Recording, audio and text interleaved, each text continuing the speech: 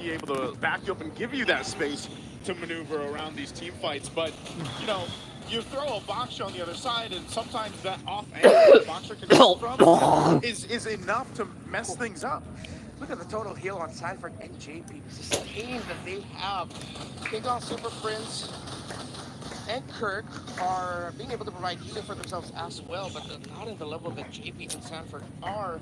Look at the items here. Still not that far off of the Granger, though already up to the Sky Piercer, Malefic Roar, Thunder Strike for Oheb, while Keller does have the GTS, so it seems like he's also understood the problem, that once he pops his ultimates, he does need more mobility, more space for himself, so good third item there for Kelra. Okay, still standoff here. Lord's coming up in a couple seconds. BOD for Oheb. Yeah.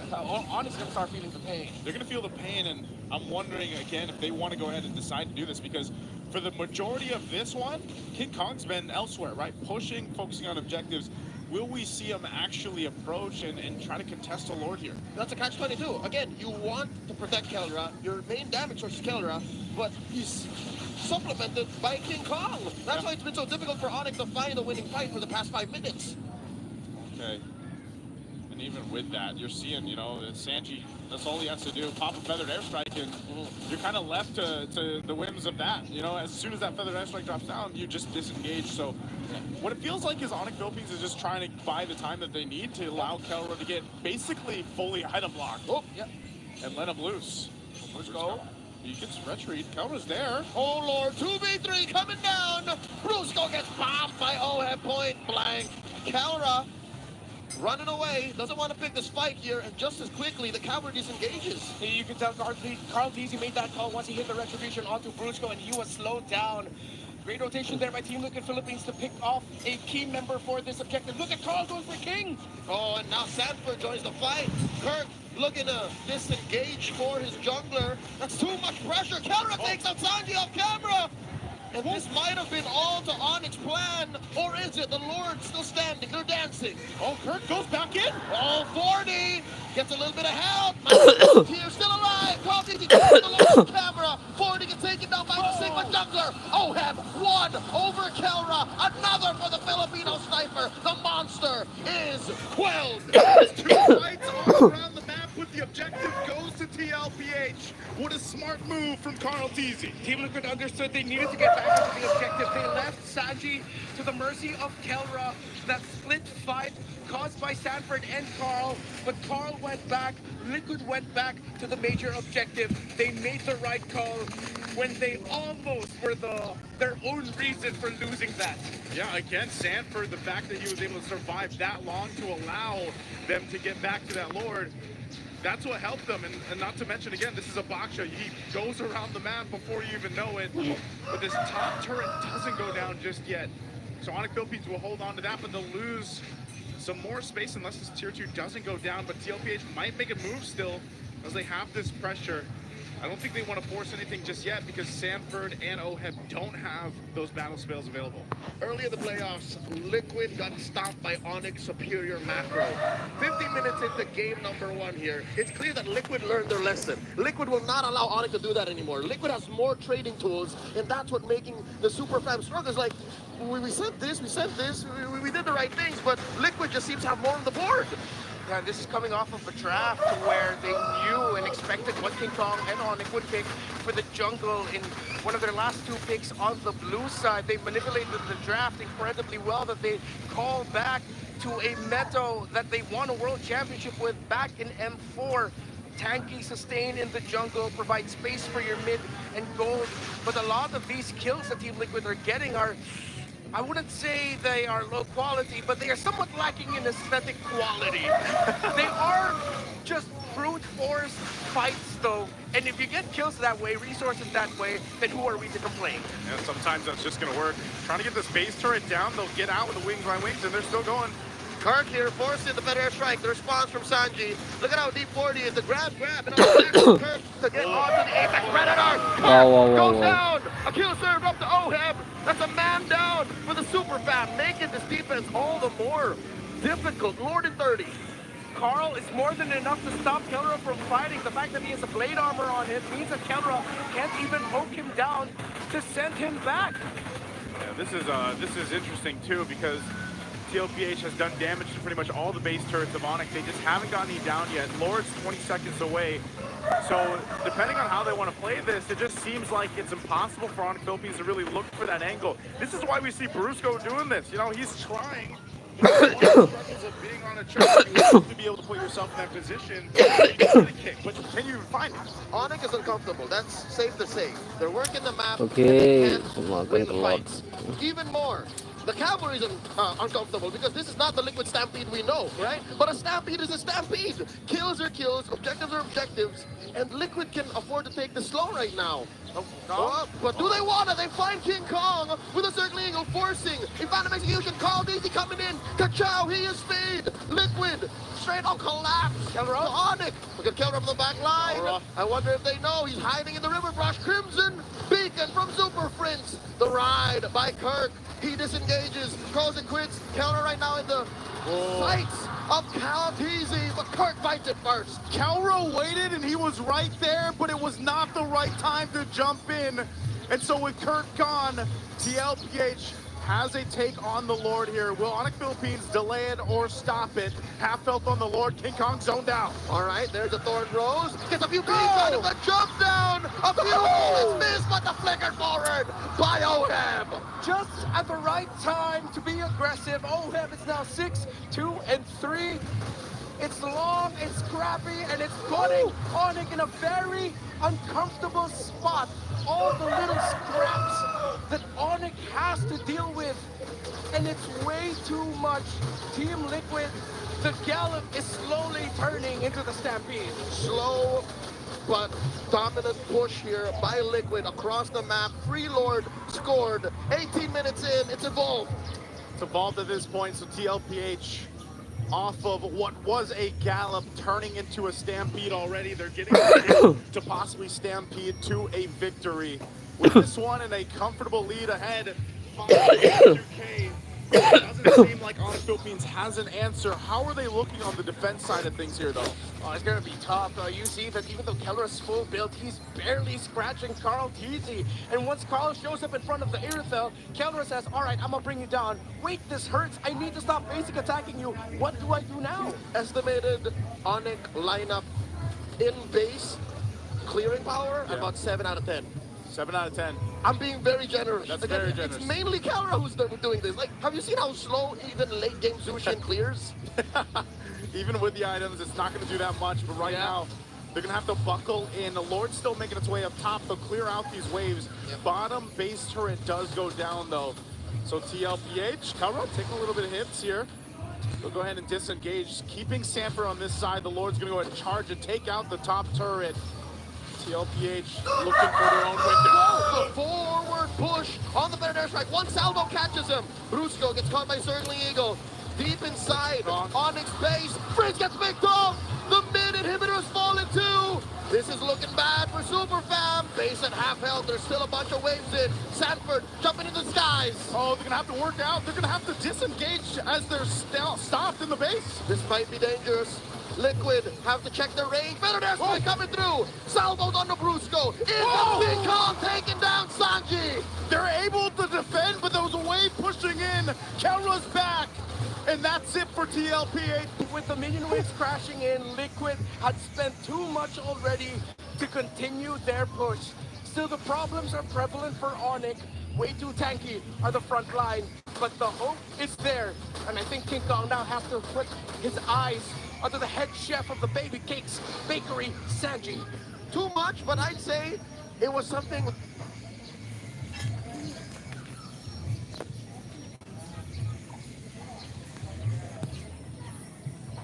Almost map Sky Piercers. I'd say they're in good shape. Well, Calteezy gets caught out here, gets hit by the chokeout, slammers the ground. It's just Kirk, it's just them. This has been the story, like Renmar mentioned. Even if you get Sanji, Oheb is the big problem here. You don't even have really the tools to get to him when he's just on the back end.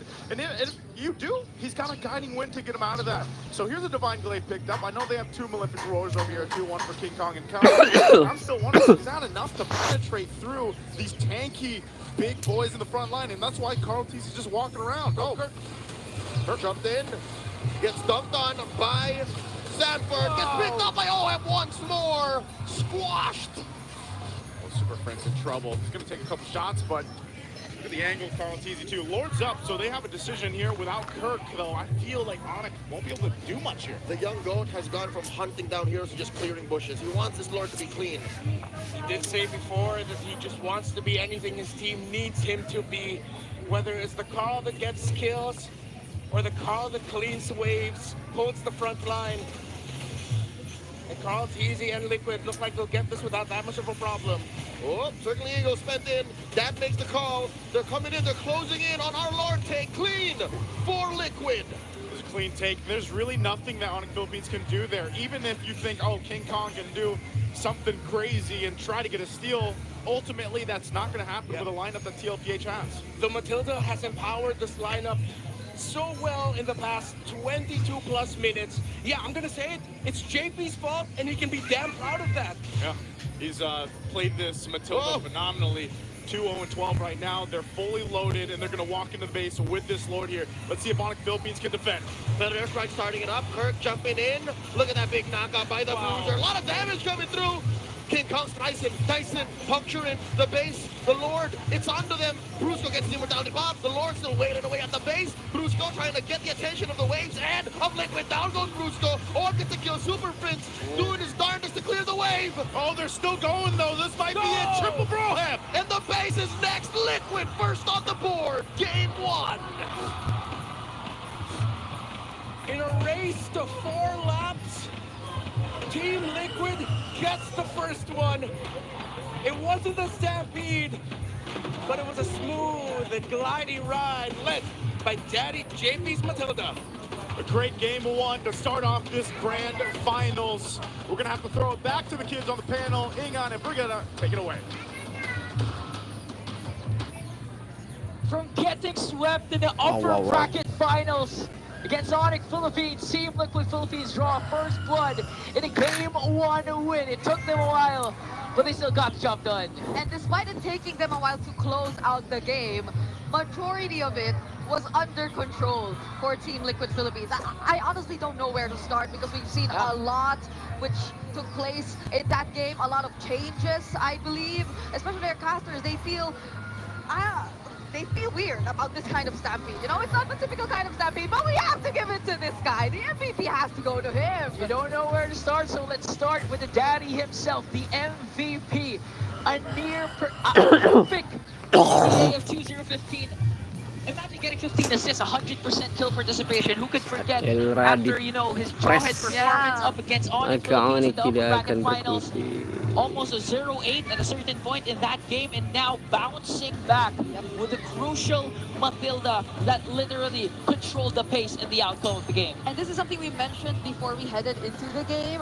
The way this Matilda is going to enable so much of their lineup. We saw how Sanford on the Philippines was able to make King Kong have such a hard time already on this Lancelot, constantly trying to chase after him. But I feel like one of the first things that happened in this game, which really established how much of a different kind of stampede this is, or this game was gonna be, was the early kill onto Sanji. And that doesn't necessarily speak for Team Liquid Philippines getting the early leads, because it was Brusco. He initially showed how threatening he could be on the throne, just constantly canceling Sanji out, but that never happened again, mind you.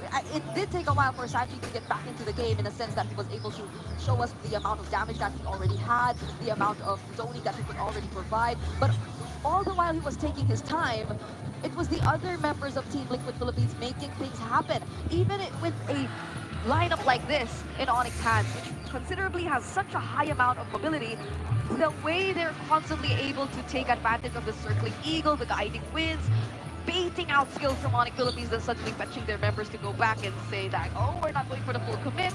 It just paved the way for Team Liquid Philippines to constantly fight on their terms. Whenever they did not want to fight, they have a way out. ONIC Philippines, on the other hand, had a very difficult time fighting on their terms. They could barely set things up for themselves, especially as one of the first targets all the time. it seems like it was always Brusco that Team Liquid Philippines was after. Yeah, there were actually 2 instances where ONIC tried to look for a proper angle, which was from the back. The first instance was Brusco, but unfortunately, Team Liquid Philippines was prepared for that. We didn't see the show, that's why ONIC Philippines got 1 member down, and of course, the Kelra attempt in the mid lane. That for Team Liquid Philippines, they saw it coming. They read ONIC Philippines like a book, even down to the draft. That's why we have an amazing win from the Cavalry, 8-17 kill scoreboard in 23 minutes. That's our game 1, folks. Yep.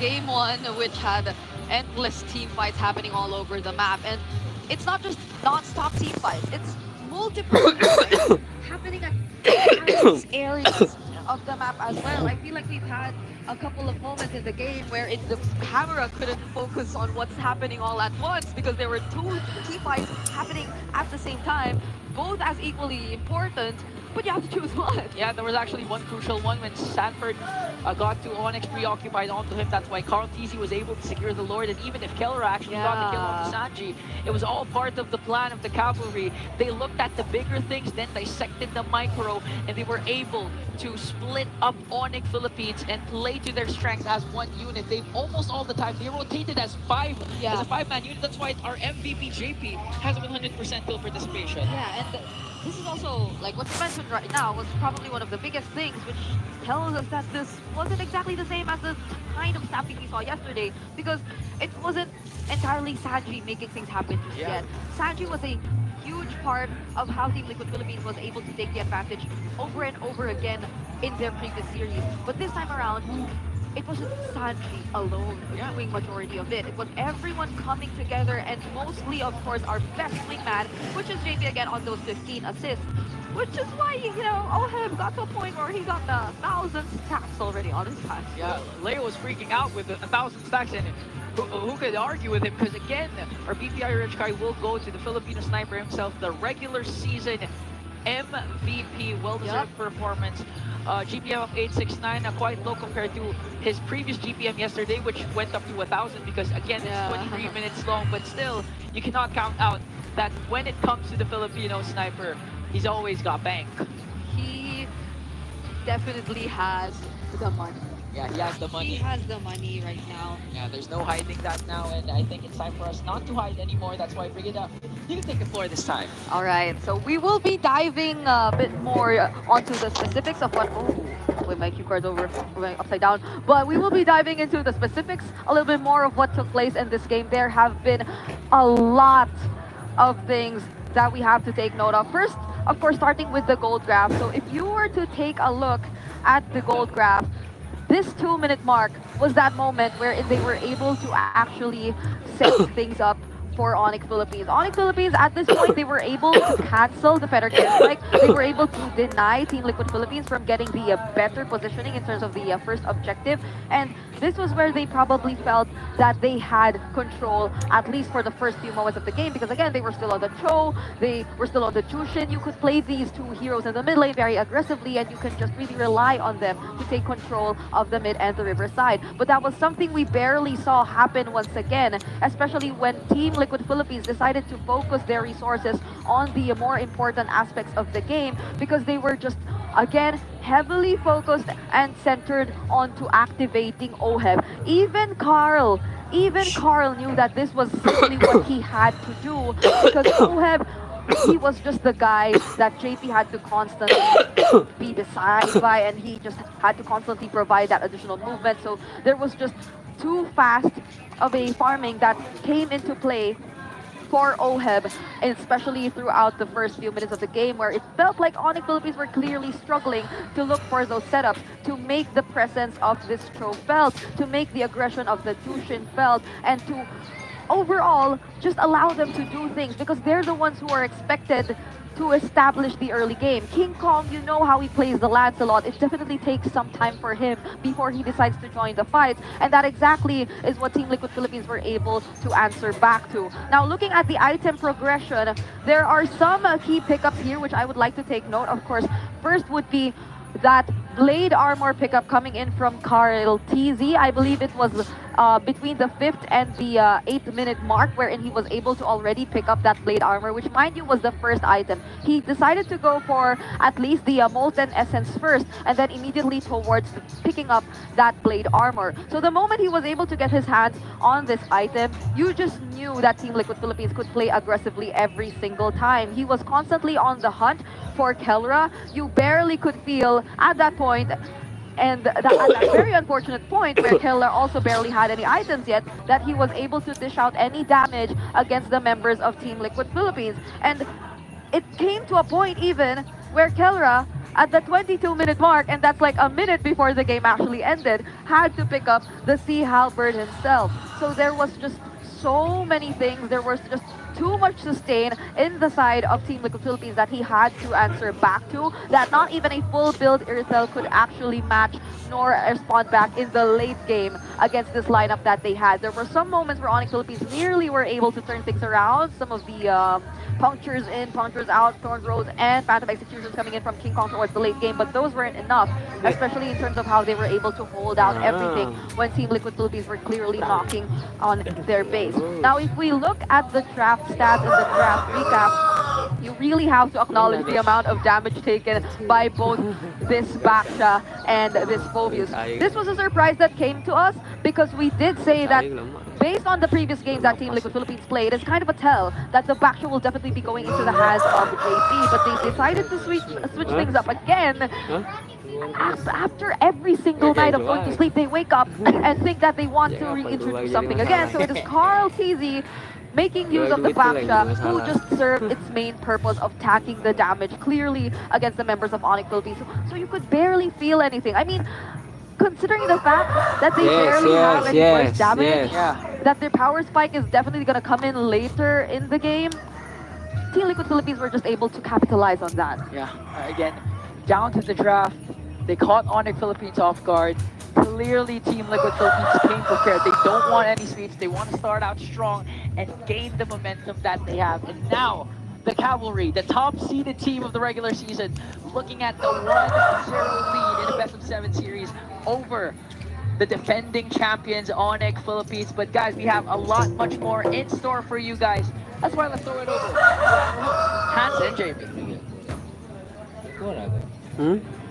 Maraming salamat sa ating panelists. It is currently 1-0 lamang ang Cavalry. But before we begin or continue all of that matches, with us today are our representatives para sa darating na MWI at EWC 2025 Champions Arena. Please give a warm round of applause para sa Team Navi Philippines and Team Liquid. Jamie, it's so nice to have them today. Hans, I'm so happy to be standing right next to them. As a woman, I'm in awe of what they have achieved. I mean, right next to me, we have the champs over here. So ladies, I think you deserve the spotlight. Why don't you introduce yourselves to everybody here at the Champions Arena and sa mga team bahay as well. Hi, my name is Nexa. I'm the man of Navi. Hi, I'm Amor, the winner of Navi. Hi, I'm not Ayanami, the explainer. I'm Shinoa, the gold laner from Navi. Hi, I'm Arai, the roamer of Navi PH. I like it. Hi, I'm Keishi, the jungler of Navi PH. Oh, there we finally have it. I assume that everybody's complete. Now, for Team Liquid Philippines, kindly introduce yourselves, ladies. Hi, I'm Ramisi, Core.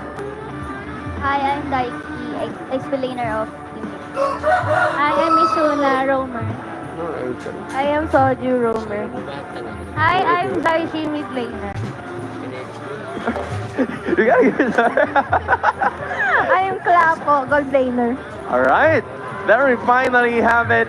And, you know, for them to be immortalized as our representatives para sa darating na MWI at EWC 2025, I would like to call on right here with us the Chief Partnership Officer from CBC and Perspective and from the Executive Board of the Asian Esports Federation, Mr. Jobert Yu, to present Team Navi Philippines their trophy, and of course Team Liquid their quest for qualifying para sa MWI Championship. Ladies, really a tremendous job. Well done, Jamie. Again, there's a lot of things that we need to talk about. I know, while they're with us here, I'm sure you inspire a lot of women and girls out there. So we want to ask you a few questions. Una, how does it feel to be representatives? How significant is it for you to represent pro women players in the international stage? Let's start with Team Navi. Who wants to answer this? Go ahead. For me, personally, napaka-meaningful po neto sa amin. Representing women in esports scene, lalo na po sa EWC, napakahalaga po nito sa amin. Tsaka napaka-importante po, lalo na nung nanalo kami way back last year po sa EWC na naka-break po kami ng record and nakagawa po kami ng history doon. Kaya sobrang grateful po namin kasi nabigyan po kami ng chance na mag-champion po international. Kaya mas lalo pa po namin tsagaan na ma-defend po namin yung title namin next EWC. And we will be rooting for you guys. We hope you will be able to do that once again. Kitang-kita naman na yung passion nyo para sa MLBB. And you know what? Joining you guys at MWI, of course, we have Team Liquid as well. For sure. For Team Liquid, actually, I want to know more about your thoughts in this one. Because again, this is a major tournament, the MWI.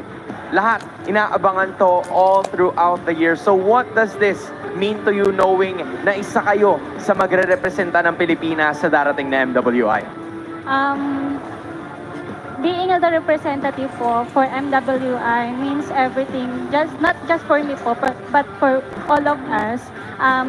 Talaga po dito sa tournament po na to, pinagandaan po namin. Madami po kami sinacrifice na efforts, time, and dala-dala po namin yung support po talaga ng Team Liquid, mga fans po, pati po yung mga family po namin. There we finally have it, Jamie. Muli sa buong Champions Arena at sa lahat ng nanonood sa kanilang mga tahanan, suportahan natin ang Team Navi Philippines and Team Liquid as they are our representatives para sa MWI at EWC 2025.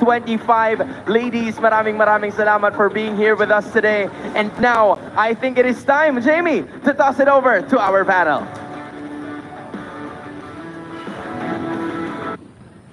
Thank you so much, Hans and Jamie. And wow, we have such a star-studded cast here in the Champions Arena. Of course, our representative for MWI, Team Navi, who gets to defend their crown at Riyadh. And of course, Team Liquid, who's about to join them. They did mention how big of an achievement it is for them, especially considering what they were able to do and achieve last year. The last time they were able to join MWI, you would remember that moment, right? You were casting that too, and our match MVP for that game as well. That stellar performance we've been seeing from Shinoa, who was also there earlier. So this is the exact same lineup that we saw last year, and it's just all the more exciting because it's with Team Liquid as well. And these are female players, by the way, who've been here for quite some time. I remember even Ramichi, like I see her a couple of times whenever there's a tournament, and now they're finally given this chance to fly out to Riyadh. Yeah, if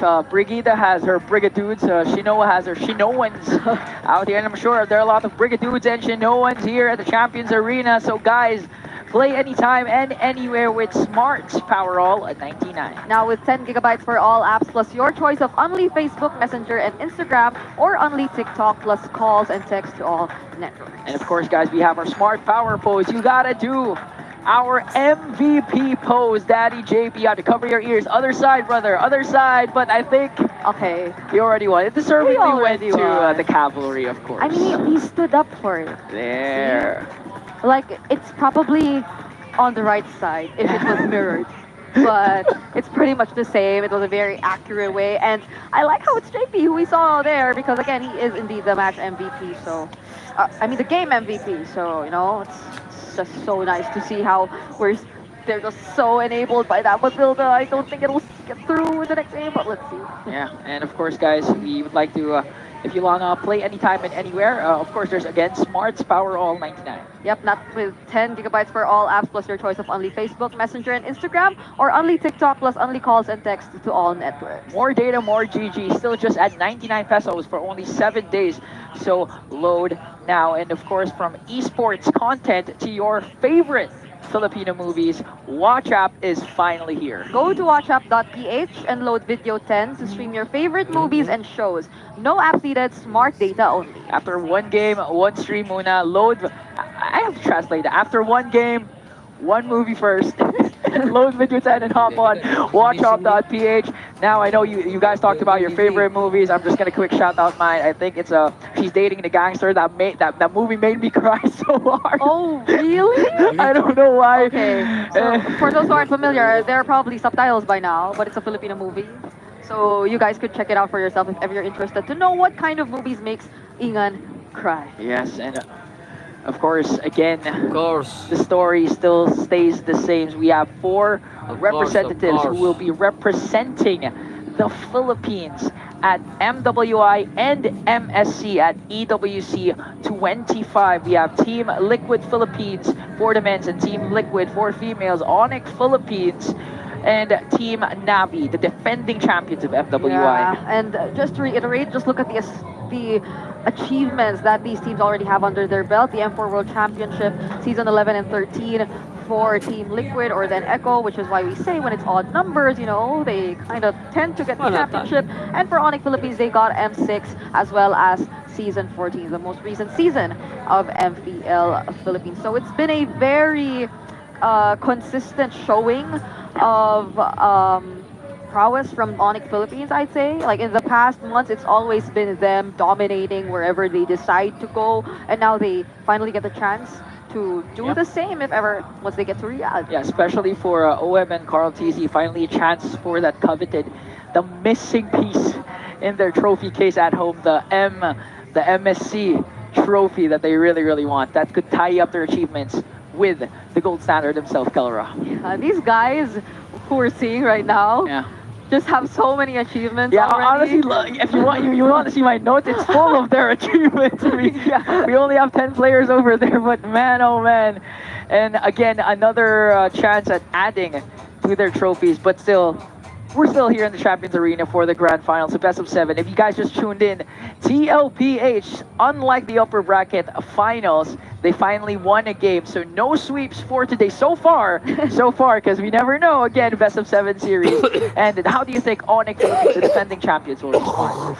I believe they just have to go through a reset and some revisiting, especially in terms of the way they draft when it comes to the blue side. It was sort of expected since this wasn't something they've been able to do often into this or throughout the playoffs, but now they are actually able to resume to being on the red side. So this might be a little more comfortable for them, and it's just really being more attentive, I guess, like to the possibility that can still come out, because there's just this trend which happens recently, right? Like you get to forget about some heroes such as the Esmeralda and you have such a hard time. You're gonna forget about some heroes earlier. I feel like it was the Phobius or even the Matilda, and then you had such a hard time.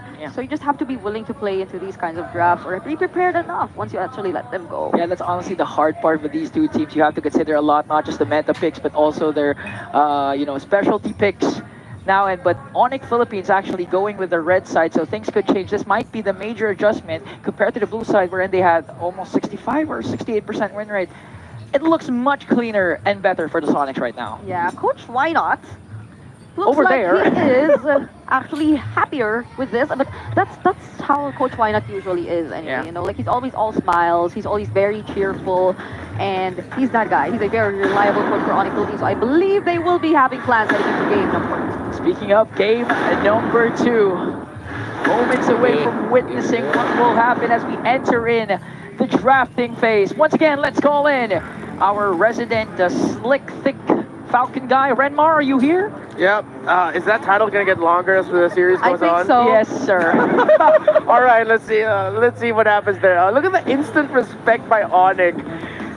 Banning out the Matilda right away, of course. I think now as we head into the next games of the series, we won't be seeing the Matilda show up anymore. No more.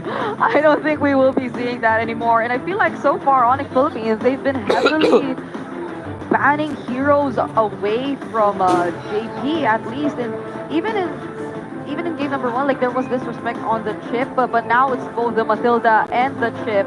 Yeah. So the Lucas ban that was taken out earlier, it might possibly be available for this game. Yeah, which with the chip and Matilda Prio bans on the side of ONIC, it seems like this might be one of the main things that might hold ONIC back in drafts, wherein they need to commit bans under the chip and Matilda, which the roam hero pool for JP is massive. There's a lot of heroes you can put there where it won't be that much of a problem. It'll be tough to find a bad roam pick.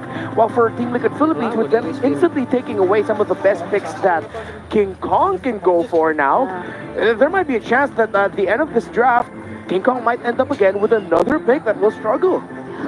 And the Jushin too, which Super Friends, or at least has been the go-to pick for Super Friends. So it does feel like, at least for game number 1, and now that we're heading into the draft for game number 2, Team Liquid Philippines, the way that they're drafting is forcing ONIC Philippines to actually go for a different route. And that's something we've been asking from Team Liquid Philippines, and now suddenly overnight they're just able to do it over and over again. Okay.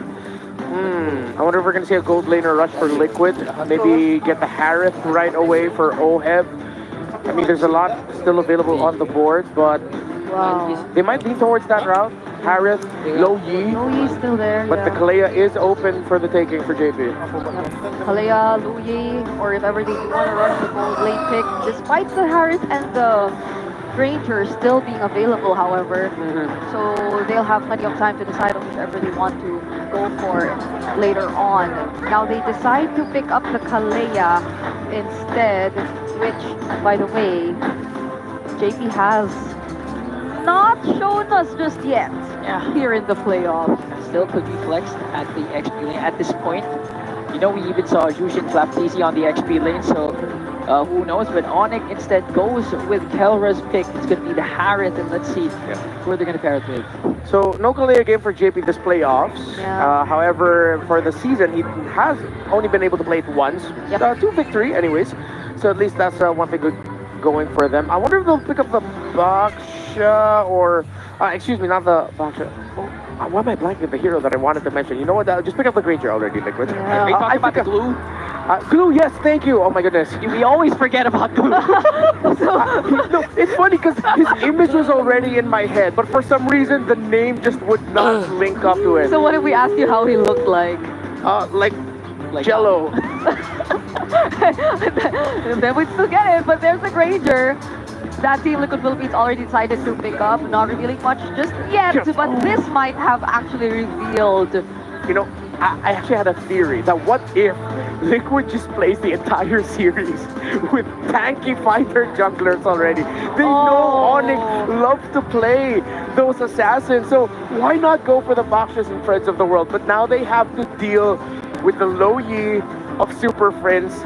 And when you play a lineup that has to revolve around a Fredrin and you guys want to play close together, that's what Low Yi loves to play against. Yeah. Although Team Liquid Philippines, they can still opt to consider some of the potential answers they might want to go for. I feel like even just the Kalea, once you time the tidal strike well enough, could deny a lot or momentarily delay whatever aggression or ONIC Philippines will be planning to do once they go for the diversion plays. But one of the best direct matchups will be taken out here though. The Farsa won't be available for Sanji. You know, Renmar, what if the one you mentioned, ONIC does the same? They put the Baksha instead at the jungle. Then pair it up with the Louis Arlot again. Same concept with the Brethren. We never know. Kirk might get his hands on his Arlot again. It's a terrifying possibility for the world because that means we've just fallen back to President Bakas's arms again. It did happen the other day. Like hashtag we are so back, but what the hell? Lucas though is still open for ONIC if they want to pick it up, or if it'll actually be available for them. TLPH might still ban it out. Brusco and a Baksha roam with Revitalized paired up with a Lucas in the jungle and the Low Yi. That's a powerful combo in the center of the map that ONIC can build a really good early to mid game around. And that'll be terrifying if you can send out the Unleash the Beast. If you could just send out the Lucas to wherever, because he feels like one of the scariest heroes to to go for the back line. It's almost always a sure kill whenever that happens. And Team Liquid Philippines will have to decide between that or the link because it's pretty much the same. And the link can go for that same idea either way if it's just about taking on the back lines. And that's what Team Liquid Philippines wants to prevent so bad. Like, OHEB being within reach of ONIC Philippines. Sanji's running out of picks. Valentina would not be a fun time. The main mid laners are gone. Valir still on the board if Sanji wants to use it. There's Sicilian, yeah, Sicilian would actually pair great up with a Fred and Granger. How about the Novaria? He used it, I believe, Against the Luyi. once or twice. All right. So Leo actually mouthed something to me right now that I wonder if it could show up. He's suggesting, what if an Angela gets picked up by Sanji? Oh! Angela banned it out! Or yeah, Team Liquid banned out the Angela. They turned off the possibility of ONIC playing that round. Yeah. Good call. Oh, you mentioned the Novaria, by the way, Ingan. So, you know what? I can see it happening. Yeah, I can too. It feels like it answers to pretty much some of the problems that can come out from ONIC Philippines given their draft so far. Like, you would like to at least have some information on where the Luyi is going to come out from. And they pair it up with the focus as well, so the Harif will be having a much better time. I think this encourages Team Liquid Philippines to just go Sicilian here, but their center of the map might be quite vulnerable. If they want some equal amounts of range and control, I'm still leaning towards either the Valir or maybe even the Veil. One of those at these points, a unique choice. I think Sanford can go for something with damage. They can go for an Arlot. Arlot or... Oh wait, no, excuse me. No, they can't. There's a Phoebus on the other side. The Arlot would not be good in this scenario. Neither is the Benedetta for Sanford, so it's gonna be a damage XP. The Terizla's there. Oh yeah. If they want to, like, that could be a direct answer to the diversions, and they paired it up with the Frederick one time as well. Oh, but they go for the crew. You guys forgot about the glue. I said this in the first phase. Yeah, we forget it again. I said Novaria. Yeah, nice one. Nice and one. Bree said Ling. Yeah, all right. So we did she? Let's just say she did. Yes. Bring it up. Predicted the last pick Ling earlier. Well, it was either the Lucas or the Ling, right? Yeah, it was. That they had to ban out against the King Kong. Bintang, goes for the Ling instead, which, given the fact that this is a Novaria, we'll have to play a little more careful now that they have that kind of assassin in their lineup. So still an assassin for the Sigma jungler himself, King Kong, up against Maltese, who has been putting up 2 utilities. And so far, looking at the draft index, it seems like it's still leaning towards CLPH. Yeah, the matchups look pretty balanced so far. The EXP, the gold lane. And now that we have this Novaria Luyi in the center of the map, we'll see how it goes and who gets the better, especially in terms of pulling out the map drone. We Bros, you got this. Game number 2 on the way. Thank you very much, Ingan and Brigitte. We do got this, and welcome back to the English desk. It's us, the We Bear Bros, and we're jumping into game number 2 here. Would have gone sideways if Liquid did not ban the Angela. Yep. They would have been trapped into the very strong combination that ONIC themselves showed against Team Liquid in game number 3, their upper bracket finals matchup. It's a good read by Liquid. But the Ling, I don't know, maybe it's because I was hoping a bit too hard on the Lucas, that I kind of wish it was a Lucas, but still, the Ling provides the solution to reaching the Novaria, reaching the Granger. Yeah, reaching pretty much the back line is what King Kong's going to have to do. And I feel like that was kind of the idea with the Lancelot in the previous game. It's just he wasn't able to because the front line was so good. Maybe this time with a Ling's kit, it's a little bit easier, right? Yeah. And then, of course, you have diversions, which you can consider on later for that, too. Look at the Sanford, 6-0, by the way. On the glue, we forget about all the time. Yeah, undefeated on the glue. So let's see if ONIC can put a stain on that. Yesterday, a stain was placed on the jawhead of JP, which was 10-0 heading into the playoffs. Now has 1 loss there, while ONIC have a pretty even spread with their heroes. And yeah, with what you mentioned about the Ling and Lo Yi, ONIC has hella super macro. JP jumping in, looking to give Brusco a little something. There's a blaze going up already. King Kong wants to go for his blood. JP walks away. King Kong overextending so slightly. Was that a mistake or? It was Carl TZ being able to just knock him up at the right amount, the right time. That enhanced basic attack you can get as a Fredrin. Great timing by the GOAT. My turn to protect you, Dad. Yeah. That's gonna hurt though, because you know how valuable an early kill can be for one of these types of junglers like a Ling, the assassins that really scale up quickly on this. They might still look to make some plays early on for ONIC Philippines, but man, look at this. Good echo thrown out by Sanji, setting it up. Very low, Daddy JP. Kirk draws first blood. Oh, but Carl TZ goes ahead and gives Brusco his first death as well. And another one, Sanji sniping from downtown. This feels all too familiar. After seeing this for 2+ years, we're seeing it again in the grand finals. This is what you get when you're playing Assassin against a lineup that's hella tanky. Yeah, that's, I don't know. I know we mentioned earlier this playoffs, like Throwback Thursday. I don't know how much we wanted to put that out there, you know, because it does feel like we're bringing it back. I hate to be a part of the minority, but I'm enjoying this. Are you? I fell in love with the utility jungler meta, and I'm still in love. I'm happy this is happening again. Yeah, that's when we really get to see the chess match that MOBB can become. JP though might get caught out. Got two on him. Brusco and King Kong crossing through. Echo spots two. I don't know if they know Super Prince is here. Pixel Brush held down. Little Wanderer up next. Carl TZ. The senses. Dashes and retries. Whoa, that was smooth, making that Fredrin look like Lancelot. I don't think he meant to do that. He wanted to slow him down, maybe. Yeah, but at the end of the day, he still got something really good that he wanted for his team. The perception on these athletes. My goodness. So, seems like ONIC right now are just gonna be stuck in this weird Groundhog Day scenario of, hey, let's go in for a fight. Oh no, we lost. Hey, let's go in for a fight. Oh no, we lost. And then they just try to play the macro. I was like, what do you mean Groundhog? Like, and then I had to think about what they do, It's a movie that his dad showed him. Okay. I only heard about it from my older cousins. See, I haven't heard about it about anybody, because I'm so young. Anyway, back to the game here. Again, like you mentioned, ONIC Philippines struggling. We saw this as a preview just in the last game too, so it was the same thing. We were wondering, you know, exactly when does ONIC Philippines pop off. Your diversion's going to be used. Oh, that is a fast Brusco. And anytime they decide to do that and actually send Brusco through those diversions. Oh, hold on. Sanford, then that grab on the Kirk. Kirk spending the flicker, barely dodging the praise and wrath. And here comes the cavalry. Kirk goes down. What can ONIC do, man? It's just so tanky. They don't have the damage. Their cores are literally farm-based. I think they have to double down and accept they are not going to win objectives early on, and they really just need to put farm on the hands of King Kong and Kelra.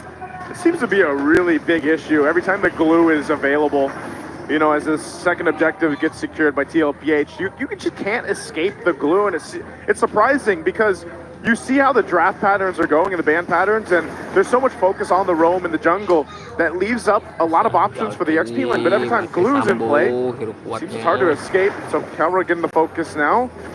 Again, a lot of pressure here. They're forcing a response from Kelra. Already down to 1/10 of his health. Dropping that Salmon Force behind tier 1. It's JP still holding on to the Tsunami Slam. Kelra spent his Purify, loses at tier 1 down bottom. Sharp rotation, trade though, as ONIC gets the tower up top. But Team Liquid Philippines have extended the uptime for Kelra. It'll take quite some time until we really start feeling damage on that Harith. Yes, Harith is still one of the fastest scaling gold laners in the game, but he's up against a Fredrin and Glue. At most, Kelra might need to put himself in risky scenarios so that he could deal damage onto OHEB, but he's not built for that because he had to back Purify. It's not the flicker Harith that we see in the past that dives after the opposing gold laner. Not to mention how difficult it'll be once OHEB has his eyes on him. You're a Harith, you're a mage. You can't afford a wind of nature. In comes the cavalry.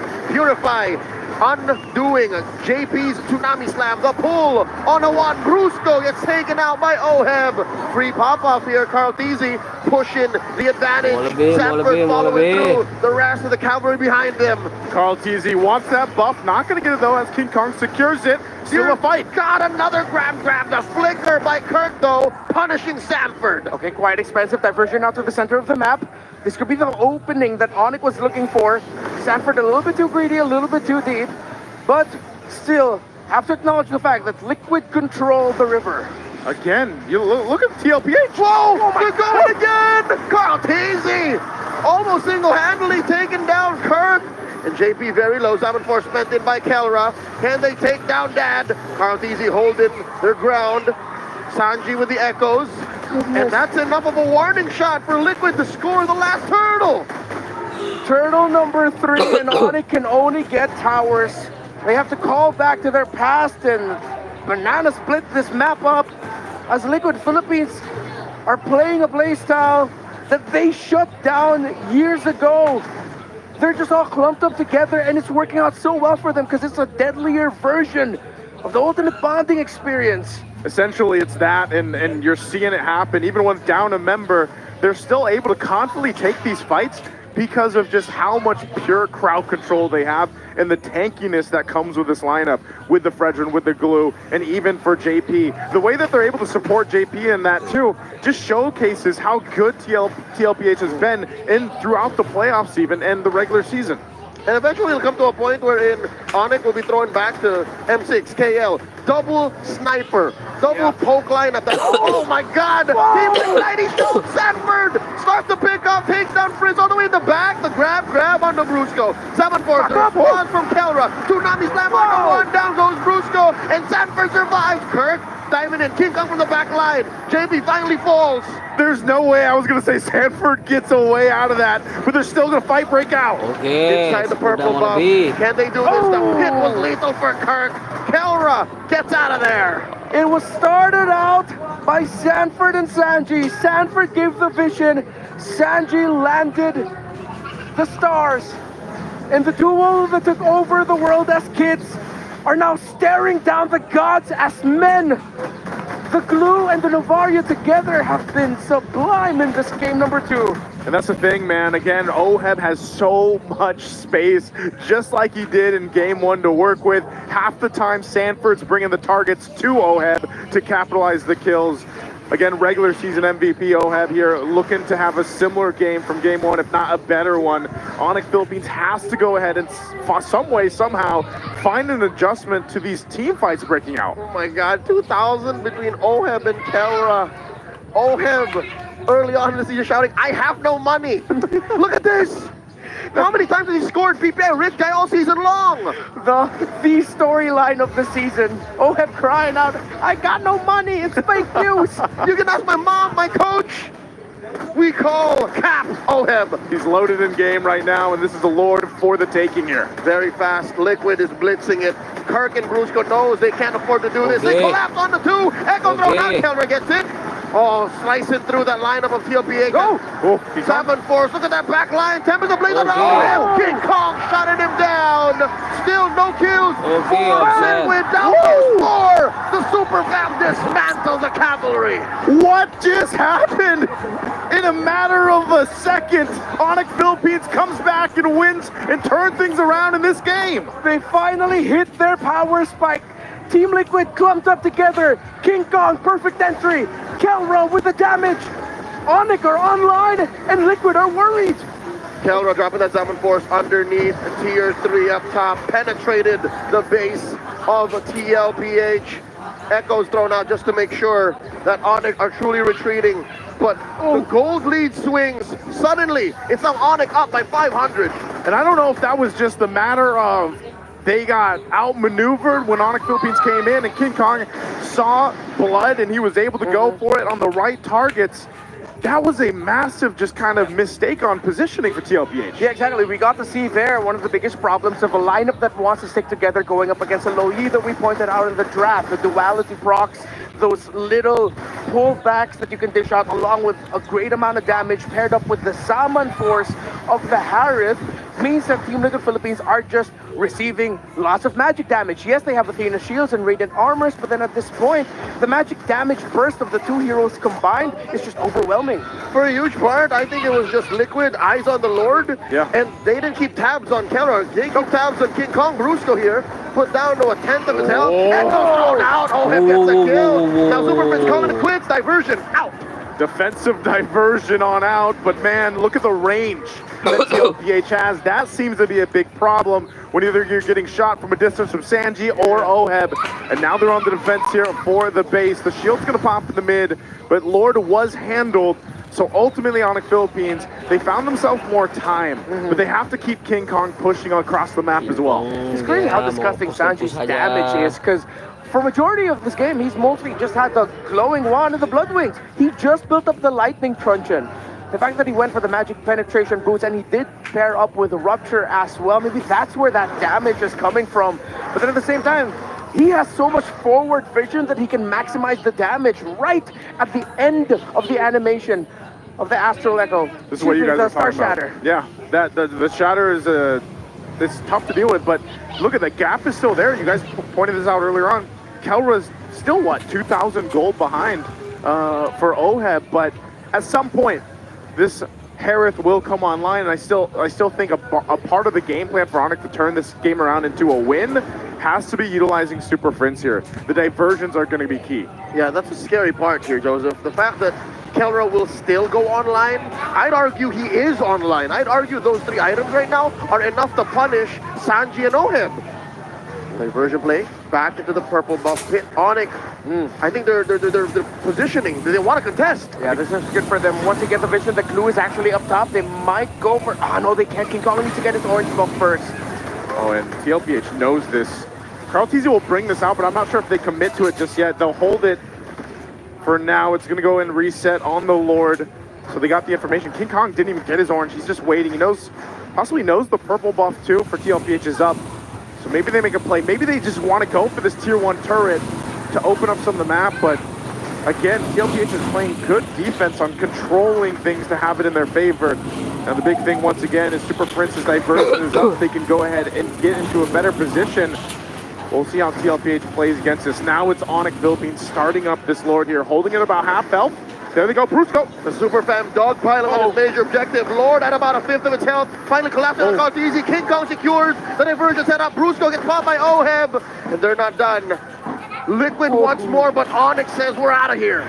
Great move by ONIC to run right away. They even committed the diversion to make sure Kirk and Super Friends would be able to run. You saw Carl trying to chase after Kelra, but just did not have enough speed to catch up to him. And of course, King Kong on the lane just flying away. Fantastic call by ONIC. They pushed back Carl. They broke the formation of Liquid so easily. And even though a massive Astral Echo by Sanji meant ONIC were vulnerable, they held on, they stood strong, and now they can break base turrets. That was masterful. I think one of the best Lord heists I've seen all playoffs long. Yeah, and that's what I was saying, man. Diversion doesn't mean necessarily aggressively, even on the defense, like just to get out of there and throw Brusco, the bruiser, into the fire is going to be fine. You know, if that's the game plan to get you the objective, it buys you more time. You now get a couple of extra turrets down too. And it gets to a point where ONIC Philippines should be in fighting position, but you're seeing a preview of TLPH's defense that they can actually still pull off with this lineup. So it might be a couple more minutes before ONIC Philippines can actually get into the base to end it here. Yeah, ONIC needs to keep the situation tight and King Kong to the far lanes just to manage waves. You don't necessarily need to send to break towers. Just pull 1 or 2 members of Team Liquid Philippines to clear minion waves, and then that's your advantage already made for the major objective fights. As it is, there's a natural advantage for ONIC given that Lord is spawning away from long lane, and long lane is penetrated. Yeah. So ONIC has to double down on that fact and say, hey, Liquid, if you don't watch that lane, we can go for a split. I think that's what was so important earlier on when they got that turret down, when it was TLPH that got the Lord, right? That moment earlier on in the game could end up being one of those decisions where it ends up being a victory, because we already know what's going to happen. King Kong is going to be planted over there, right? And putting pressure on that side, that weak lane right now for TLPH. So a big part of it is how do they defend against that? Here's what's scary, Joseph. It doesn't have to be King Kong. It doesn't have to be. Sanji knows Super Friends can do just the same. That's true. He tried to do that the other night. Have to watch out for the Lo Yi. maybe that's something the Team Liquid Philippines might overthink in some scenarios too, right? It's like, hey guys, we have to be careful. Some of us have to stay back, you know, and then that even gives ONIC more space. So let's see how Team Liquid Philippines will decide to play this. They're gonna have to accept one gambit at some point. That you can't win everything in this scenario. You're gonna have to make a play. But their play right now is just pure defense. Lord's gonna be up in 10 though. That minion wave up top is the biggest eyesore for Liquid right now. You can see the positioning too. ONIC Philippines is gonna do. This is playing around. Whoa, here it is. They find 40. 40 flickers out. Gets that spread, and he's holding his ground here. He's committing to defending this long lane. They get a flicker out, so that's at least something. For now, though, the Lord's going to be started up by TLPH. Oh, Lord approaching half health. Wow. The rest of ONIC coming through. Brusco first to the pit. Oh, they space out. Cole commits to it, taking down the Lord, but he gets popped by Carl Teasy, by Kalra, and that's it. A body for a Lord. That's a good deal. What do they do from here, though? Do they just push it in? I know they got the Lord. TLPH, are they going to be fine here? Yeah, it's going to be tough. They're going to be down one man. ONIC Philippines can play this aggressive, try to play for the turrets. They can allow the Lord to just push out of the base while they spend time just trying to take towers down with their own minion waves. But I think they have to pull back just a little bit. They don't need to go all the way back past to their side of the river, though. Unless... are Liquid actually going to force them all the way back? So it just seems like there's not really an option for ONIC Philippines to go and do much, but deal with the Lord unless they force a fight. They're going to push him back a little bit more, though. Just deal with the Lord and try to maintain control. The slow approach to this fight, just waiting to break out. Sanford finds Kirk, gets that grab on him, disengages. Here comes Carl Deasy, coming in from the flank. Oh, ONIC are collapsing down on the 40. Spread. They were just slowing down ONIC's advantages. All right, so ONIC were not pushed back towards their side of the river. Towards the center of the map, not so bad. King Kong has been full built alongside Kelra for quite some time now. Of course, Carl Teasy playing the utility jungle. We don't have to look at the gold of the Brethren. The items are good on the way to the immortality. Now that he has Guardian Helmet, should be even tankier. He can initiate now confidently if it's not going to be Sanford or JP. Meanwhile, Oheb has already been full built as well. Just have the Wind of Nature as the Ling is his big problem.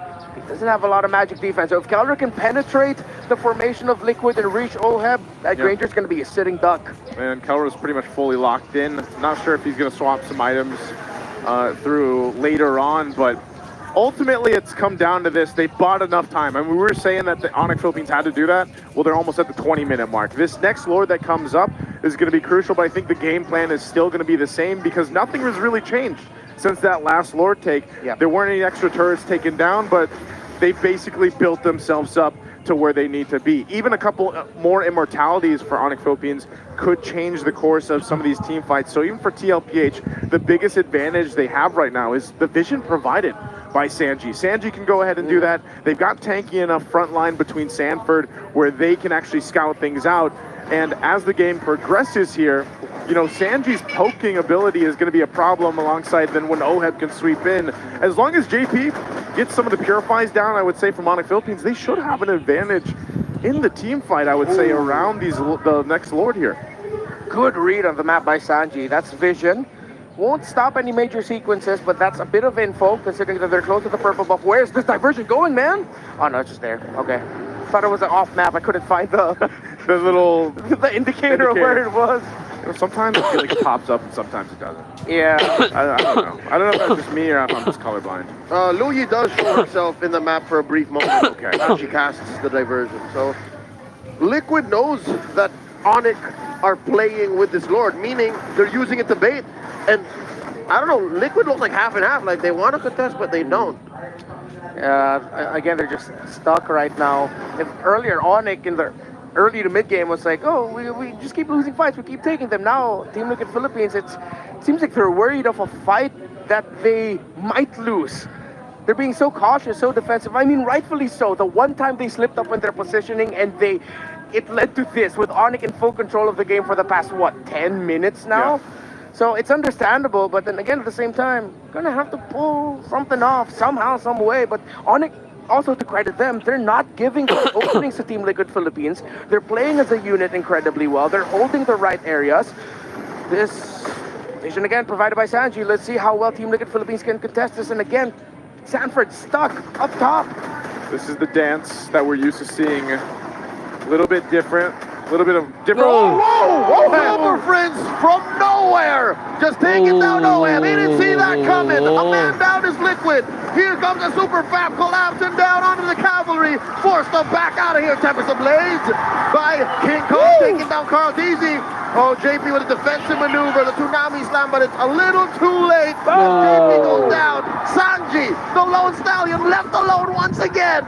Well, Oheb didn't even get to blink and he was taken out, and now ONIC in control. They're gonna push the waves in. Diversion again by Super Friends. Sanji's trying, man. Sanji's just buying time, but he is just delaying the inevitable. In mid, King Kong, Kirk and Kelra taking care of the waves. That's it. Ladies and gentlemen, the Super Fab, the defending champions are on the board. 1-1. The monster under your bed does not exist, but the monster mage sure as hell does. The diversion of Super Prince makes this an even game. Man, as soon as I was saying the choreography changed in the dance, it turned into crumping. I don't know, because Oheb was gone. Let's go ahead and throw it over to our panelists, Brigida and Inga, to break down the game. And just like that, it's a best-of-5 series. Once again, between these two teams, an amazing comeback win for ONIC Philippines. And now we're looking at the tie scoreboard, 1-1 for our grand finals. That was such a beautiful tutorial of the multiple ways you can actually make use of the diversion, and it's not always to start a fight. Yeah. When they knew that they weren't necessarily fully online, it was just them making use of this diversion to keep themselves out of trouble whenever they were able to already get whatever they wanted. Yeah, nice to actually mention this also, that it doesn't have to be as aggressive, the diversion, as aggressive as the Kelro right now. MVP, a perfect KDA 406 kill participation of 77%. He was clearly able to play the game this time around, finding the right target and being well supported. And I'd say not by Brusco entirely, but more of by Super Prince. Like, the moment you put these two mage heroes together in the side of ONIC Philippines up against any hero of Team Liquid Philippines, you can pretty much rest assured that the damage will be enough to take down even Carl, even JP. And that's the thing, like, if it was such a great game for JP earlier, this time around it felt different. It felt a lot more difficult to pull off the setups, considering that there's this much amount of burst damage coming in from ONIC Philippines. Yeah, at the start of the game, you know that TLPH was in full control, especially with how Carl Teasy was rotating and securing objectives, down to getting the 3 turtles and a lot of kills, even down to the point where he was able to get Kirk with 1 energy eruption. And it came to a point where it looks like ONIC was going to look at a 0-2 a deficit right now coming into the series. This is what the moment I was talking about. Carl Teasy stopped the recall of Kirk there, and of course the crucial astral echoes of Sanji that has played a huge part on why this game dragged on for so long, just like game number 1. Yeah, and that moment happened after the 9-minute mark, which was exactly the time when ONIC decided to fight. And this is exactly what I'm talking about. This is the moment where ONIC was decided to engage against Team Liquid Philippines, who were just trying to repeat the same exact process they've been doing, which is bursting down the objectives, because whether or not ONIC wants to engage in a fight, they will be having enough resources either way. But this particular team fight that we saw earlier was different. Team Liquid Philippines weren't necessarily able to poke down with the members of ONIC Philippines just yet. And ONIC Philippines, their line of their heroes, they have this kit that's allowing them to chase after Team Liquid Philippines whenever they want to. It's unlike when they had the Mathilda. ONIC Philippines can go after you this time. Yeah, as we can see, ONIC Philippines, we still have to credit Kirk and Brusco for being the main sandbags of the teams. If it weren't for them, you wouldn't see a perfect KDA from Kelra and from King Kong. And looking at the game, 22 minutes, 20 seconds in, the scoreboard against very quite low compared to the game time that we have, 10-13. But that was, it also came to the point where in almost the astral spears of Sanji were non-existent, because Brusco was willingly catching them. That's true. You could see that it doesn't do any damage towards the late game. That was probably one of Brusco's assignments towards the late game. Yeah, just block the balls. That yeah. was his role to block all the astral meteors, the star shovers that will come in from Sanji, because he's already well equipped. Like, yeah, to some extent there is the divine glaive, there is the lightning truncheon. When ONIC Philippines is put together, there will be some damage that the other members would feel every now and then, but it wasn't enough anymore. Comparing it to Super Prince, who one gets to position himself wherever he wants to, even in places Team Liquid Philippines probably wouldn't expect it to be, and two, provide the necessary amount of damage with just the diversion rotation. You could already expect him to burst down whichever hero, and that was especially OHEB. Yeah, exactly. Not just the dispersion rotations, but the diversion. ONIC Philippines pulled off a TLPH-like play. Yeah. If you know, you know. The game, yesterday against Sea Falcons, where they bursted down Super Marco with the clip immediately. And this is what ONIC Philippines did to win the game. They latched onto OHEB, was able to burst him down. No need for the Lord, and it was an inevitable end that TLPH had to face. Their defeat was nearing as ONIC Philippines trims down the series from a best of 7 to a best of 5, and as we see, our VPI a rich guy, the most fitting esports athlete for this job. Yeah, the most aesthetically pleasing esports or player, as they'd say, to free the VPI rich guy. It's again King Kong, who tried to do this earlier on the Lancelot too, but I feel like there was more decisiveness coming in this time around for him. He was on the Ling, and once he had the items, once he felt like he had the damage, he made that call, that 9-minute call, which we will be talking about a little more later on, that changed the flow of the game entirely for ONIC Philippines. When he decided to be part of the fight, when he decided to be more active in terms of what happened, then we felt the shift. Then we felt that ONIC Philippines, they're able to take on Team Liquid Philippines a lot more this time. It was an amazing effort for ONIC Philippines once again, but I think it's time for you to take the dance floor again, Brigida.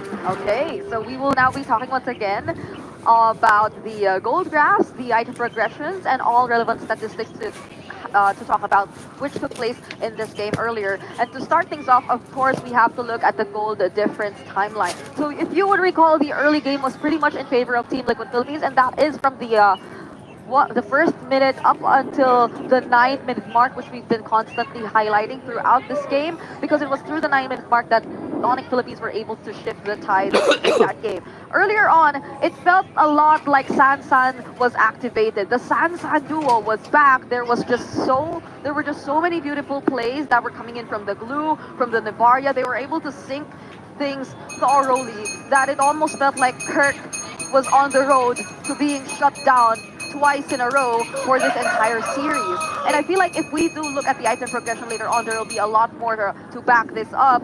But it was a very dominant way of Team Liquid Philippines grouping up together, not until ONIC Philippines was able to go for that 9-minute team fight, not until ONIC Philippines was able to make sure that Super Prince was able to essentially deny whatever ideas they wanted to do with their lineup, because again, this would be the primary strength of the Lu Yi. And that's exactly what we saw, which King Kong 2 made sure he was able to capitalize on by doing the late entries, by doing the follow-ups, by doing all the disruptions onto the backlines of Team Liquid Philippines. And now we are going to dive into the item progressions, and I feel like we have to take a look at the 6-minute mark, because there is such a significant difference in the way OHEB was able to farm in contrast to Kelra. OHEB by the 6-minute mark actually already had his Hunter Strike. He also had the Sky Piercer already in his item builds, whereas Kelra, it was so difficult for him because actually it was more on the 7th-minute mark too, where he already got his hands on that on his first item. So it was clearly OHEB leading in terms of the gold lane matchup. It was clearly in favor of Team Liquid Philippines. But then again, all it took was ONIC Philippines and that one successful team fight to turn things around. So this is how the patience that comes in from King Kong would be a little more rewarding, unlike what happened earlier on the Lancelot game. This is him being a little more snappy in terms of taking on the fights that he feels would be of great benefit towards his team, especially considering that Team Liquid Philippines were slowly getting the momentum once again. They were slowly setting things up for them, but that was something they did not allow to happen once more. And this is also probably the beauty of what we saw took place in the draft earlier, which we will be recapping right now. There was a need to take out the Angela, because if not, there could have been an option to take out the Ling, which I feel was a hero that much better answered back to Team Liquid Philippines lineup. Yes, there was the Kalea, there is the Tsunami Slam, there is the Tidal Strike, but there is also the Tempest of Blades. Yes, there was the Energy Eruption, but there is the Tempest of Blades, and there was a little bit more reliable that mobility that's reliable for King Kong here, the Flinch Boys and all that, which allowed him to let Oheb and Sanji have a much harder time. He could just bypass the glue whenever he wanted to, which, by the way, took a lot of damage whenever he went down. There were a couple of times where he actually survived much of the attempts, but this doesn't change the fact that ONIC Philippines clearly in this game were able to play around with angles once more. And there was a shift. There was a clear understanding that ONIC Philippines showed us. They fully acknowledged what Team Liquid Philippines wanted to go for over and over again, and that's where they decided that they too had to change things up. And after all that, we're down to a best of 5 again. It's not going to be a grand finals if it's going to be a sweep. TOPH, ONIC Philippines showing that both of them can pack a punch. And if you're going to look at what's at stake here again, it's for Carl TZ JP to finally get their 4th MPL Philippines Championship, tying Eson, former Blacklist, and of course for Oheb and Kelra to kind of settle their gold lane rivalry. But again, as we are in the Champions Arena, we have a lot of in store for all of you guys. So let's see what's next with our hosts. Maraming salamat sa ating panelists. It is now 1-1. Buhay pa ba ang Super Fam? They are A-OK and are looking to extend and break that momentum once further, Jamie. But before we witness another intense game, I think we need to have an intense conversation with someone who is here straight from Indonesia. Straight from Indonesia, joining us here right at the Champions Arena. Please give it up for MPL Indonesia's Mirko. Mirko, you over there? Hey, Mirko! Salamat malam, brother. How are you? Hi. Fine. You know what? We want to talk to you about MPL Indonesia. How is it there so far? I know that the playoffs is approaching. Do you already have at least 2 representatives in mind that you want to see at MSC?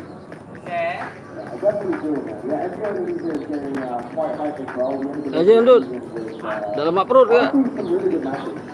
Klepon ni.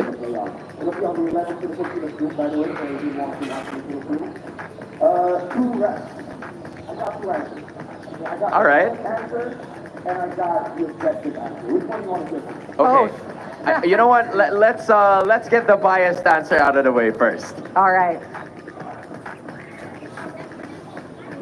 All right. Best team in the world. Can you hear us now, Mirko? Bigatron, best team in the world. That's what's gonna happen. All right. All right. That's the Go biased figure. answer. All right. That's the biased answer. Okay, so Bigatron is one. Who's the other? I think ONIC, bro. ONIC ID. So that's Bigatron and ONIC ID for Mirko, Jamie. What about your objective answer, though, Mirko? Who do you think will win this season for MPL Indonesia? All right. So RQ DFAM, they're number 1, number 2 in MPL Indonesia.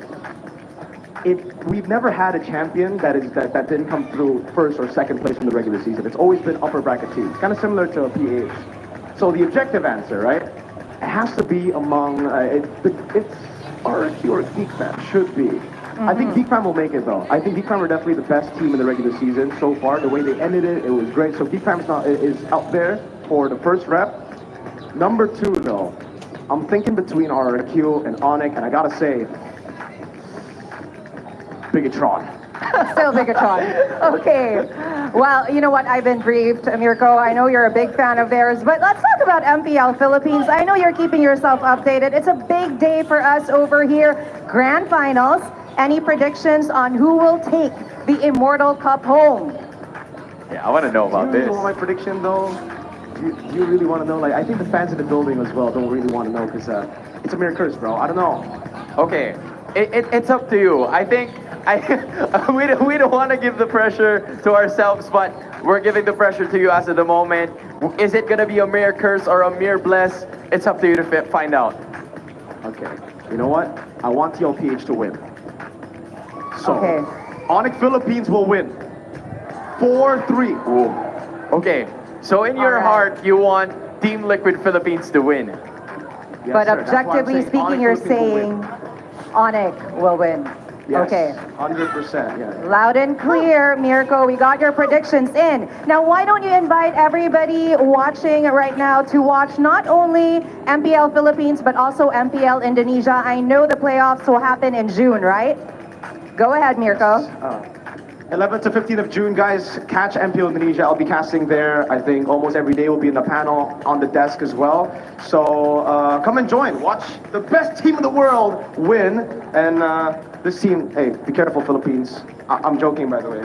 I don't even know if they're going to make it past 8-1. We shall see. Mirko, why the downhill emotion all of a sudden? But you know what? It's nice to have you here, Mirko. I just have one more question. I want to know more about MSC from last year and MSC from this year. What do you think is going to be the major difference? I think the group stage is going to be fun, man. There will be a new format. I think it's already kind of like revealed to the world, but you guys will find out about it, I think, very, very soon. There'll be a video explaining it, and the format is kind of brutal for the group stage. Yeah, you guys just have to wait for it because single elimination, we already know about that. The group stage is going to be brutal. I like it. Mirko, it is so nice to be here with you today. Hopefully you're doing well there, and we'll catch you in MPL Indonesia and MSC, all right? We'll see you next time, Mirko. Bye-bye. Thank you so much, Mirko. June 11th to 15th, watch MPL Indonesia. Now, more than the upcoming MSC and MWI tournaments, also watch the 5-part documentary on Esports World Cup to be released on June 6th. And this is entitled Level Up. You know, that is also directed by the Emmy-winning filmmaker, R.J. Cutler. The documentary features personality-focused stories with a second episode featuring Team Liquid Philippines' Sanford. Episodes will be released weekly in the lead-up to EWC 2025. You know, it's nice to be able to have a conversation with Mirko and what he thinks is the best team in the world. But at the same time, he also gave his predictions. So let's keep the ball rolling together with our panel. You know, win or lose, I'm happy to be Sanford. I have my own episode in the documentary series of EWC directed by R.J. Cutler. And of course, we just witnessed the walking mascot of PTR, the one and only Mirko, who in fact gave his prediction. His mere curse. Okay. According to him, he did vote for ONIC Philippines because in his heart he actually wants Team Liquid Philippines to win, and now we have additional Liquid girlies. Yeah, so let's see if it's gonna be a mere curse or mere blessing. Because wait a minute, he voted for ONIC to win. So that 4-3. means... No, he voted for Team Liquid to win, so that means ONIC for him is gonna win. No! He said he wants Liquid to win. I'm not sure, but so one he thing for went sure for is- ONIC. I'm actually not sure, but one thing for sure is red side.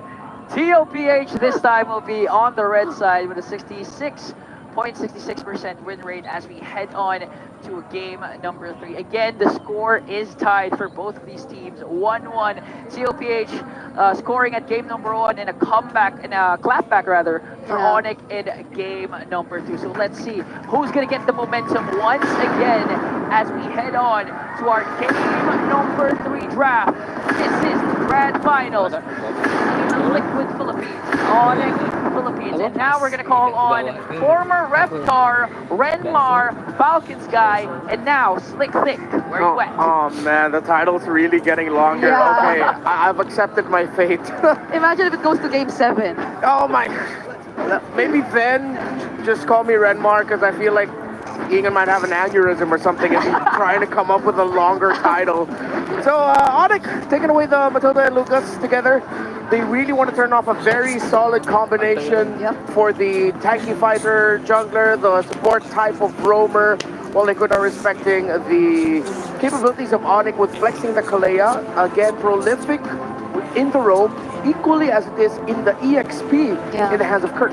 Yeah, so far I feel like some of the other options which are left open include the chip as well. It's been consistently banned out, at least for the past two games, and also not to mention the Jushin. So I feel like there are a bunch of mid-duo heroes that might actually get through or get past the first few bans. Not unless they consider it this time around. Okay, there you go. So no Jushin games for either Sanji and Super Friends. So let's see what's the final ban for Teal. Joy still up for grabs. I wonder if they're going to double down on the whole trade around the mid lane. That was a big factor in the storyline against of Team Falcons versus Team You also have the main trade around the Granger, Harith, Irithos of the world. So you have to take into consideration when it's especially these two going up against each other. Oh yeah, and the Luyi too. Still out there. So they're carefully thinking about what their last ban is actually gonna be. You know, by the way, I find the lack of Badang disturbing. Yeah. It's like we've seen an entire playoffs with Badang. I don't know. Maybe this time it's gonna show up because the box is gone. Oh, yeah. You need another strong buff dude with muscles. Now it's a Badangable game. Another open chip. Louis, Joy. Who else is open? The gold laners. They're all out there. Yeah. So the thing is, if ONIC decides to go for Joy here, Team Liquid Philippines just pick the Fredrin in the third slot. Because Team Liquid Philippines can surprise and pick Loyi as one of the first two picks. So if ever, let's say, for example, this is Joy. Team Liquid Philippines can go Harith, Loyi, Fredrin for their first three picks. You're already showing your main course though, but then you can still play around the idea of getting the best possible matchups in the Roman EXP. So ONIC said, that's why we don't want to join. We'll pick up the Harith. Team Liquid Philippines don't need to pick up the Granger. That can go in the third slot here. And they need to consider the Loyi though. That's the thing. Does Sanji willingly pick his hero in this part? Because I feel like for the past few games, it's almost always the Jushin. If ever it does show up, or if ever Sanji's pick does show up in the first phase, because if not, they often leave there. The Eves are still out there too. Earlier, he even had to use the Navaria. Exactly. So, it's Team Liquid going for the Joy. And Liquid will double down on the chip. Yeah. Okay. This could be deadly. Joy chip. It's a likely to be a Joy chip Ranger now for Team Liquid Philippines in the Oh. You know, the last time we saw a Luyi chip matchup, Team Liquid Philippines versus Team Falcons, it felt like a pro match. Yeah, I felt like this was Team Liquid Philippines. I understand the chip. They doubled down on the idea they could not give the Joy and Harith together. But then again, even if it happened, they could have gone Fredrin. However, the Fredrin also would have suffered against that kind of matchup. Yeah. So they were stuck with these two as the first two picks, and ONIC ended up with three really great picks. As we did mention that it is likely going to be the Granger here. Unless Team Liquid Philippines switch things up, but they don't, so it's quite telegraphed for now. At least in the first phase for Team Liquid. Now they have to minimize the other heroes that can complement ONIC Philippines lineup really well. The Glue's still out there too. The Phobius. And the Phobius as well, as you mentioned, but they banned the Badang. Oh, finally we get to see him in the draft. In the ban. In the bands. The red band side.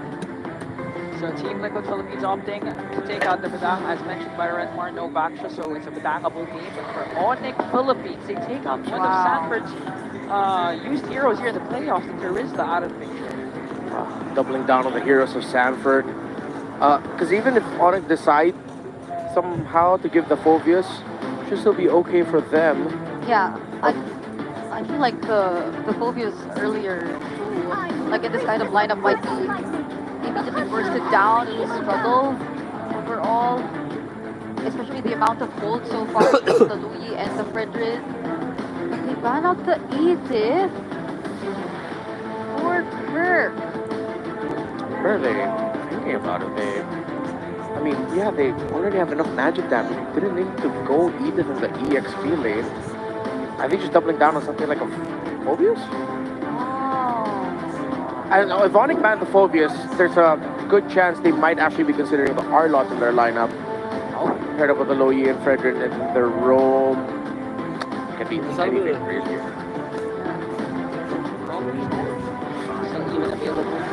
Oh, they ban it out. The combo that Team Liquid Philippines used just the other day might come out now in ONIC and Arlot. So the Force is still out there, but like,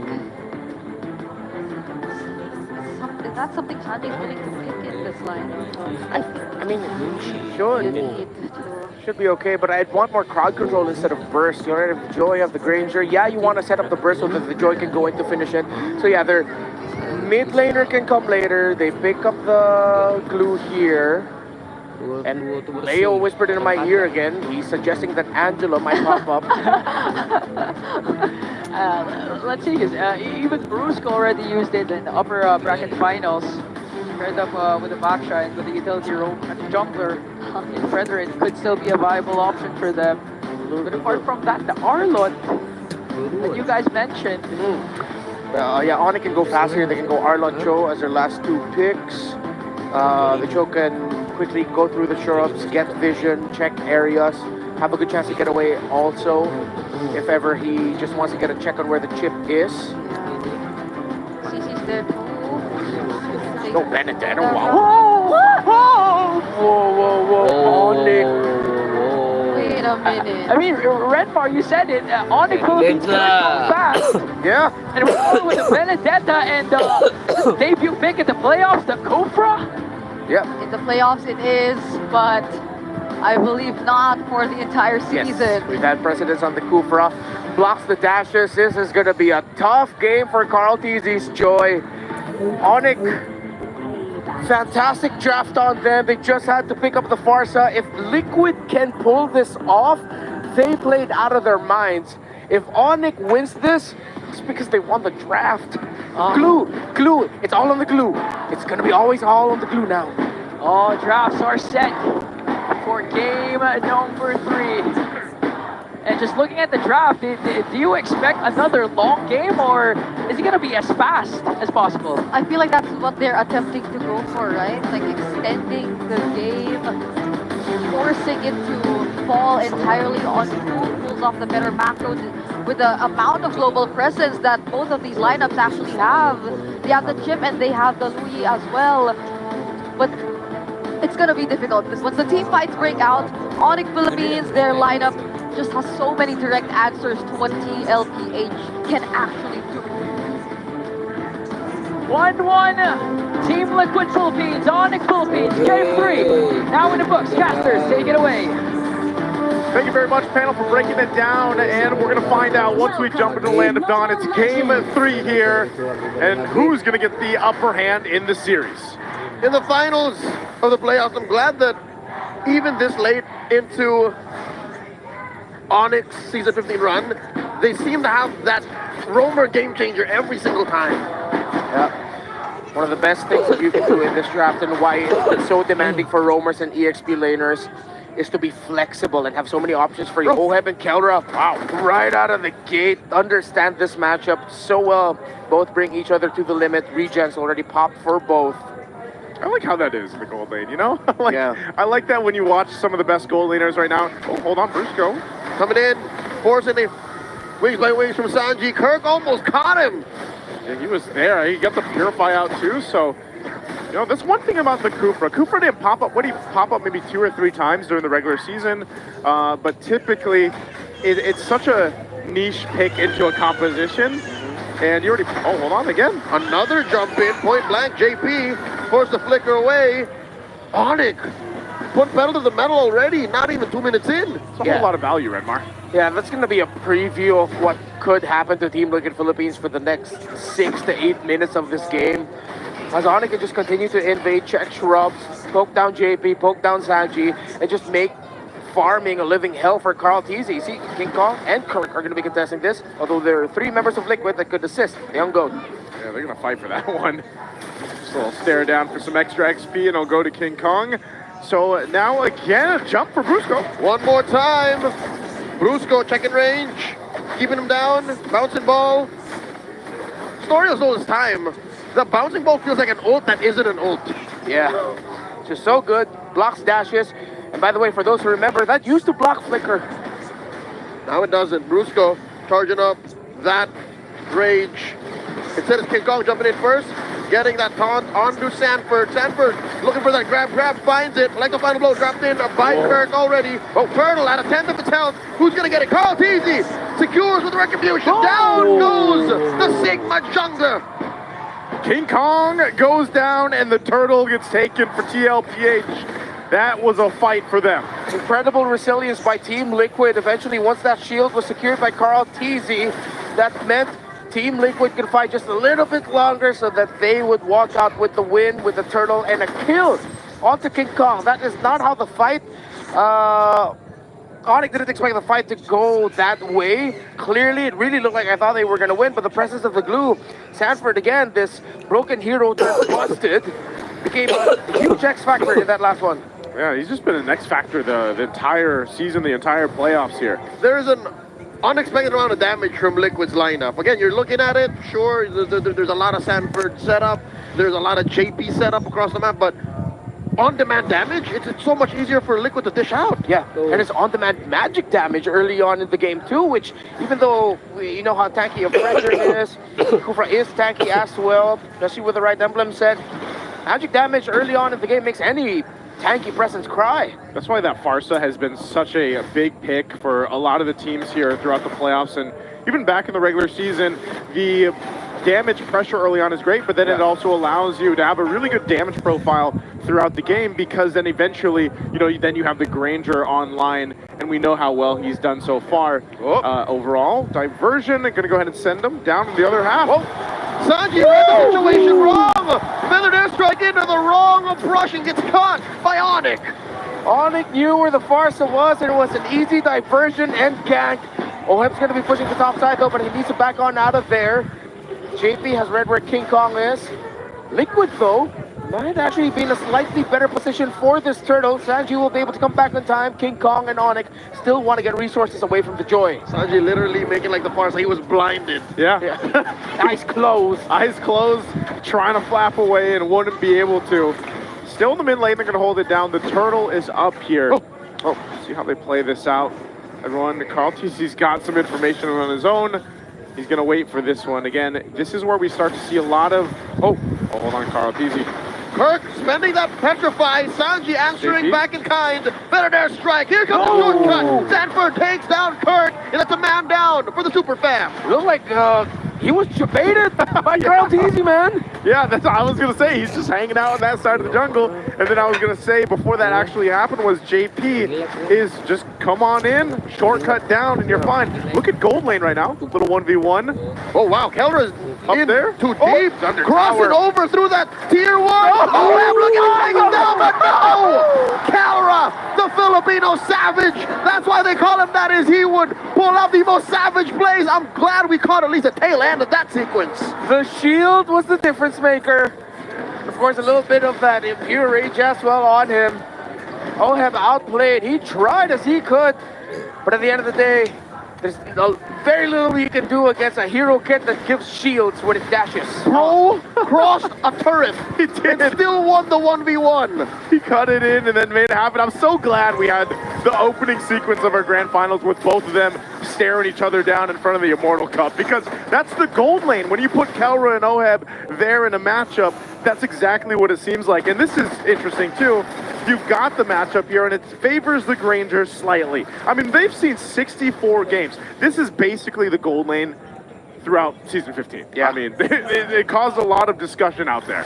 Might even be for even before Season 15. Oh, that's true. The past 6 months. So this is the new Fred Baksha, huh? Yeah. with Fred Baksha still in the game. Like, yeah. Except it's a little bit more exciting version of the Fred Baksha. There's actually damage, and the duels you can see now, just two beefy dudes staring at each other, slapping each other with wet tissues. It's good sometimes. That can be fun sometimes, but like not all the time. Only on Tuesdays. All right. Okay. Team Liquid Philippines, shame for them, they weren't able to get a tower up top. ONIC sent Kelra very quickly to the bottom lane to equalize the tower and minion pressure there. Liquid now won't be able to push this as JP will get the info that Brusco is nearby. Yeah, he'll be able to see Super Prince and Kelra. So now Liquid will have to try to get a macro win elsewhere first. I feel like if they go into the next objective without breaking at least one tower down first, that's going to be quite risky because they'll be losing the macro battle. Again, it's a low ether up again. Oh, Sanford spots it, but only for a second because ONIC does the same play, taking out the other half of the Sansan duo. Now Sanji answers back, forces the Purify, wings by wings out, cutting through the Liquid lineup. Oh my lord, is Kirk, but he can't save Kelra. Kelra's down. Causy's running away. Kirk and Bruce go on his tails. Oh, having JP coming through. Oh, he can't get the taunt. He's not able to get it, and JP will survive, so he burned the flicker. But an interesting fight, and now the Turtle's up here, last one of the game. All the more worth it. Now the Turtle up next. ONIC blitzing it. Not a nary thing Liquid could do here. JP just sees the Turtle go over to ONIC. Great sequence by ONIC Philippines. Started off again by the diversion of Super Friends. Team Liquid's map feels small. They do have a gold lead here, a very slight one. So they still have that to hold on to. But we see here again the presence of the Benedetta canceled Sanji very quickly. Although it was King Kong that initially canceled the Feathered Airstrike, it was Kirk that sent Sanji flying way out of position out of that fight to even deal basic attack damage. It's interesting how many times that we've seen ONIC go ahead and set that up and, in the mid lane and put that pressure that way here. I think Kirk, now that he has a Malefic Roar, and if he's able to go ahead and land, even the Petrify combination, could set things really up for ONIC Philippines in the next big fight, which is now the Lord, now that these Turtles are gone. So that's something that TLPH will have to deal with. Sanford, as tanky as the glue is and everything else, we saw how overloaded that damage can be on him, especially with the crowd control included with a Fredrin there and the Kufra. And also mainly it's because he didn't see that coming. Yeah, it was like a blink of an eye. The third time that ONIC did that, where they just diverted randomly into one of the two river brushes. Yeah, which was the last game. That's how they got Oheb earlier, so they gotta watch out for that. Yeah, and so far we haven't seen that one big shortcut play that would make ONIC fold. Maybe this one is it. Oh, huge! King Kong welcomes that alongside Brusco, and it seems like Liquid did not see that kind of response coming through. Kirk, 1v1 with Oheb. Oheb outplays Kirk. Some semblance of retribution from the cavalry. Here comes the diversion. Oheb smells something. He's like, oh yeah, wait, there's a Louis over there. I better not go here. Yeah, he felt it in the wind, probably saw the grass move just a little bit. It's like, no, not my time. No, that's not it. But man, talk about a play up top, and you think it's a great counter initiation when the shortcuts drop down, having that Kufra and even King Kong there available. So that's something, like I was saying before that broke out, you gotta watch out for if you're TLPH. How's things looking real quick before the next Lord take? All right, very close in the gold for the two gold laners. Already on the way to the Holy Crystal for Kelra, for Oheb already up to his core items. I believe it's either a Sea Halberd or a BOD. We might be seeing BOD, most likely, but I'd want to see him consider the Sea Halberd considering the shields that he really needs to help reduce on the side of ONIC Philippines. Okay, going back to this JP. Oh, scouting things on out.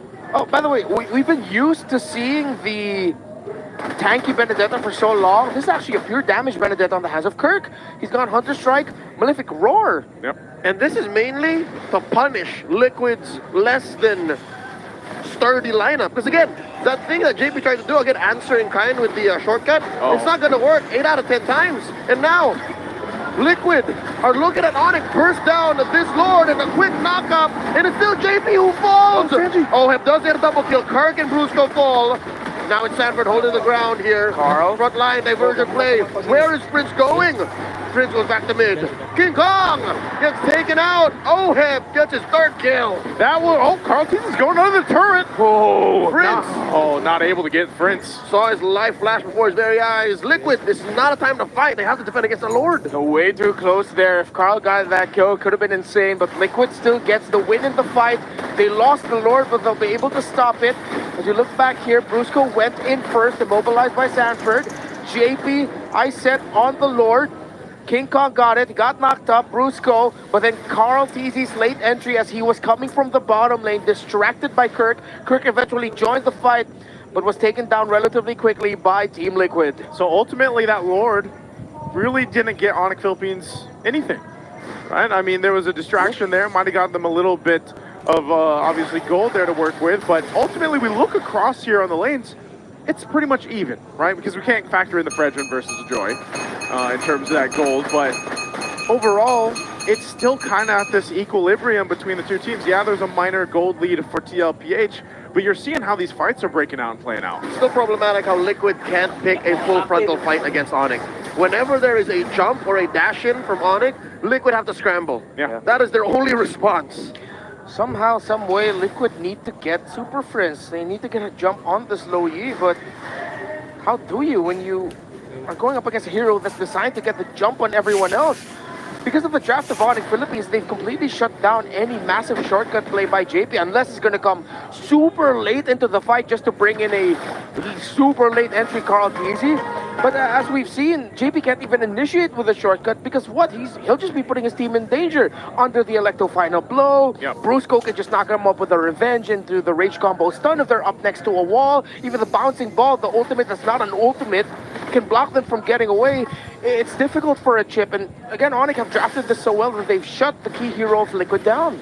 So I think you got to shift the focus. Yeah, JP is going to have to do that, but it might even be up to Carl Teasy in a way to go and, cause enough havoc in the backline on a Joy just because he is so mobile that he might have to put pressure that way to allow JP to be able to utilize the shortcut and not just get caught out against it. And that might be the best way to use said shortcut, is have JP go the long way around, use a Y-walk portal, flicker into one or the other, Kelra or Super Friends, and then go from there. That's it. It sounds easier said than done because it is, but that's one of Liquid's options. Yeah. But it looks like for Liquid, they're just trying to play catch-up in terms of map control. Easy push up top. It was just heralded by Kirk. He has 3 deaths, but he's been opening up the map, has been forcing reactions out of Liquid. Now with the Lord spawn, King Kong holds it. How will Liquid deal with this? Right now, King Kong will hold the Lord. This is one of the things we always talk about when the Benedetta was in play so often before, is that pressure you can put on the map. So they'll have to keep Carl Teasy dealing with that. They're actually going to go 1v1. Whoa! Carl Teasy gets it! Kirk gets popped, and that's the go signal. JP gets to conceal. Lord gets soft reset here. King Kong doesn't want his job undone. He spent the past 30 seconds working on it. And because of the man lacking, ONIC are now second guessing. Yeah. They are playing around the tanky jungler though, so ONIC can afford it if ever Team Liquid decides to rush. Conceal play into the mid, they see Sanji. Oh, they want Sanji right now, but the mid lane's still going to be held down. Feathered airstrike coming in, forcing Brusco to get that bouncing ball. They pull that Salmon Force out of Kelra. The shortcut been dropped by JP. Divergent play into that bush. Down below from the south, Carl Teasy pushed out of that pit. Oh! The grab on Sanford finds the perfect target. Down goes Kelra, and the Lord wears Liquid's jersey. ONIC decided to split that fight, and it costed them. Sanford, clutch, able to get the grab on the Harith, meant Team Liquid can now begin the slow trollop to a stampede. 3,000 is their gold lead. Divine Glaive, Blood Wings, Holy Crystal, and the Starlium Cycle ready for this Joy.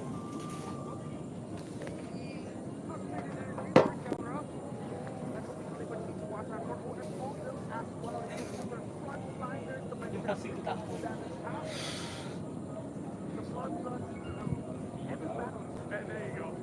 been a while. Gentlemen, what I tell you, it's going to take a long while for Liquid to get a win. It was a 3-step, 4-step kind of fight.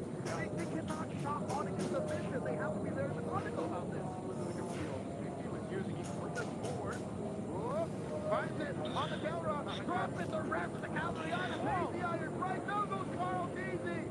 You can't do that, not twice in a row, not like that. Was that just off timing, or they were deep under the second turn. They crossed 2 turns. So that was way too greedy. I thought that'd be okay, but once I saw that second turn was so embarrassing. So, JP, there's been a reason why you've been so hesitant and disciplined in using your shortcut. Because of things like that. So, this is literally some guys who do this moment.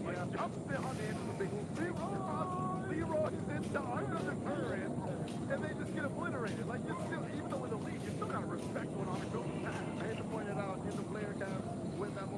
you could almost see Owen vocally say, y'all should have done that. Well, what does that bring us? Back to this. It's even Stevens across the board. They lost their lead. They lost the lead. They had what? Almost a 4-team lead. 2 freebies again. They had no business being out there. That team. Lakers need to recover somehow. That was just emotional damage at the end of the day.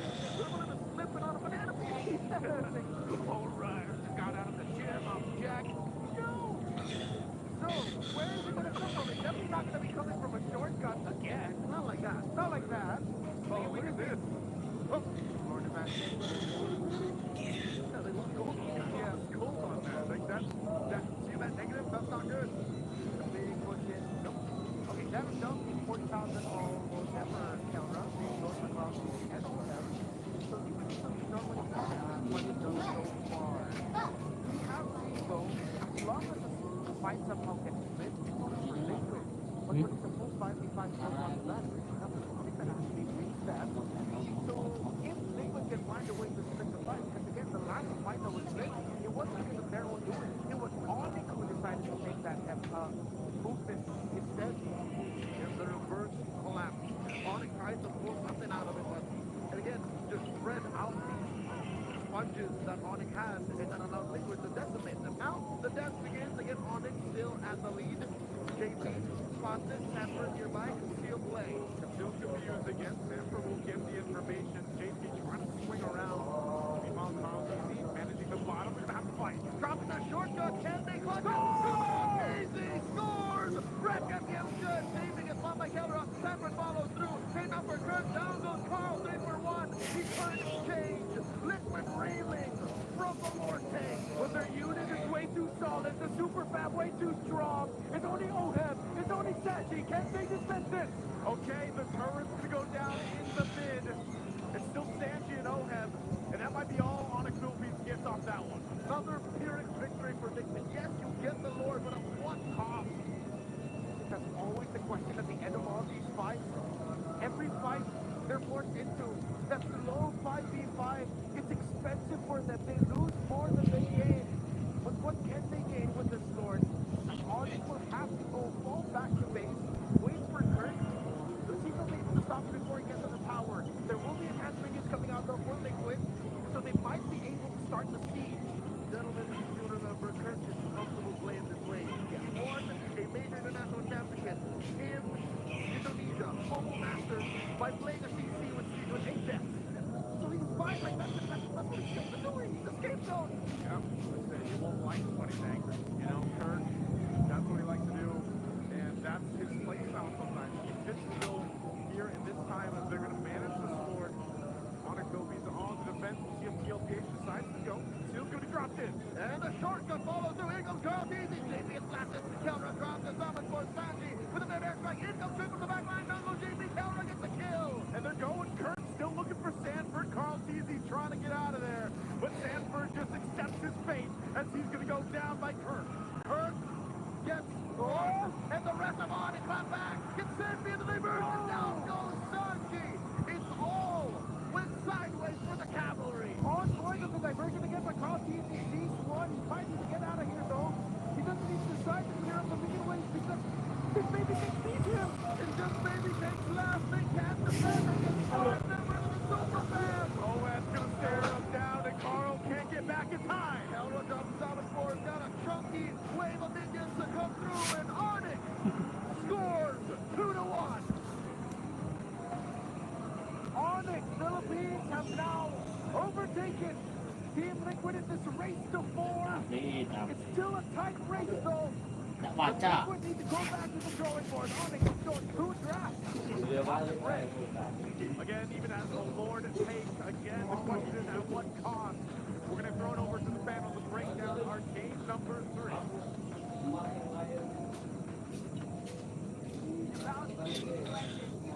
In round immortality.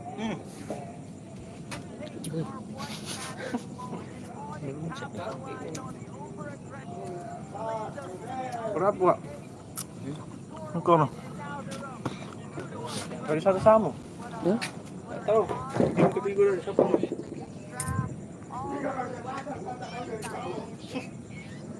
saw how they were just able to deny much of the ideas, much of the plans that the cavalry had. And this is Kelra with 100% kill participation as he takes the game MVP. Oh, down to the first few minutes, even getting a solo kill. Yeah. Onto Oheb at the top lane, even down to Oheb's own turret. We saw Kelra as proactive as possible. The way ONIC played, the desk mentioned that Kirk became a sacrificial player, became the scapegoat.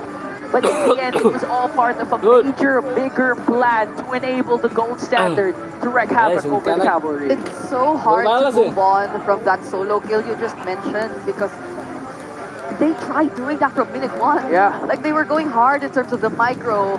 They were exchanging blows from the very beginning, from the moment they saw they saw each other in the lane. And when it came to a point where the solo kill was just successful for Kelra, it was just an additional layer of problems for Team Liquid Philippines, because if you were to look back at even the first few objectives, they were unable to contest and fight back. And this was the solo kill we were talking about, because more often than not, the diversions, they were just too quick to decide on where to go.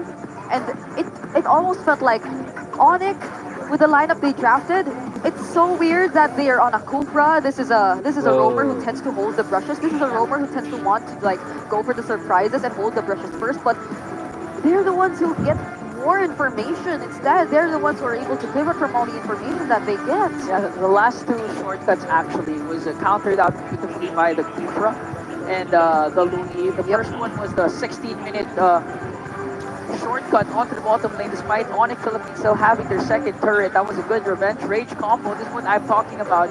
A beautiful stun there coming in from Brusco, and the collapse of ONIC Philippines onto Team Liquid Philippines. Yeah. And this play, like I felt there was a plan. Because like, you know that Benedetta is on damage. So Carl TZ earlier felt like he could take him on, but Kirk did not decide to split. He decided to join ONIC Philippines in the fight. And so Carl only had to rely on JP and the shortcut to catch up to the contest of the Lord. And fortunately he did get it, but that resulted to just a lot more chances for ONIC to take control of the game. In exchange for bodies of the cavalry, they got the Lord. But again, if you're going to look at the last play, Kirk played a huge role also. Yeah. To why ONIC was able to defend, because Sanji wasn't able to use the feathered airstrike that much because of the threat of the Electro Final Blow. The damage Benedetta, and you can actually see the difference between the diversion and the chip. Nice to mention this a while ago, that diversion doesn't have to be necessarily used aggressively. But if you're a chip, you're forced to cast it aggressively on the offensive end, and it bit the TOPH in the back, and ONIC capitalized on those crucial moments to take the lead 2-1 for ONIC Philippines. Yeah, I mean, JP tried to do so much, but there were chances where he felt a little impatient as well. Like that one instance we saw in the bottom lane, it could have not happened if you were Team Liquid Philippines. You were already taking control of the game. You were already in the lead. And once you have information, have vision on where Brusco is, on where Kirk is, then that kind of minimizes, it lessens the problems that you'll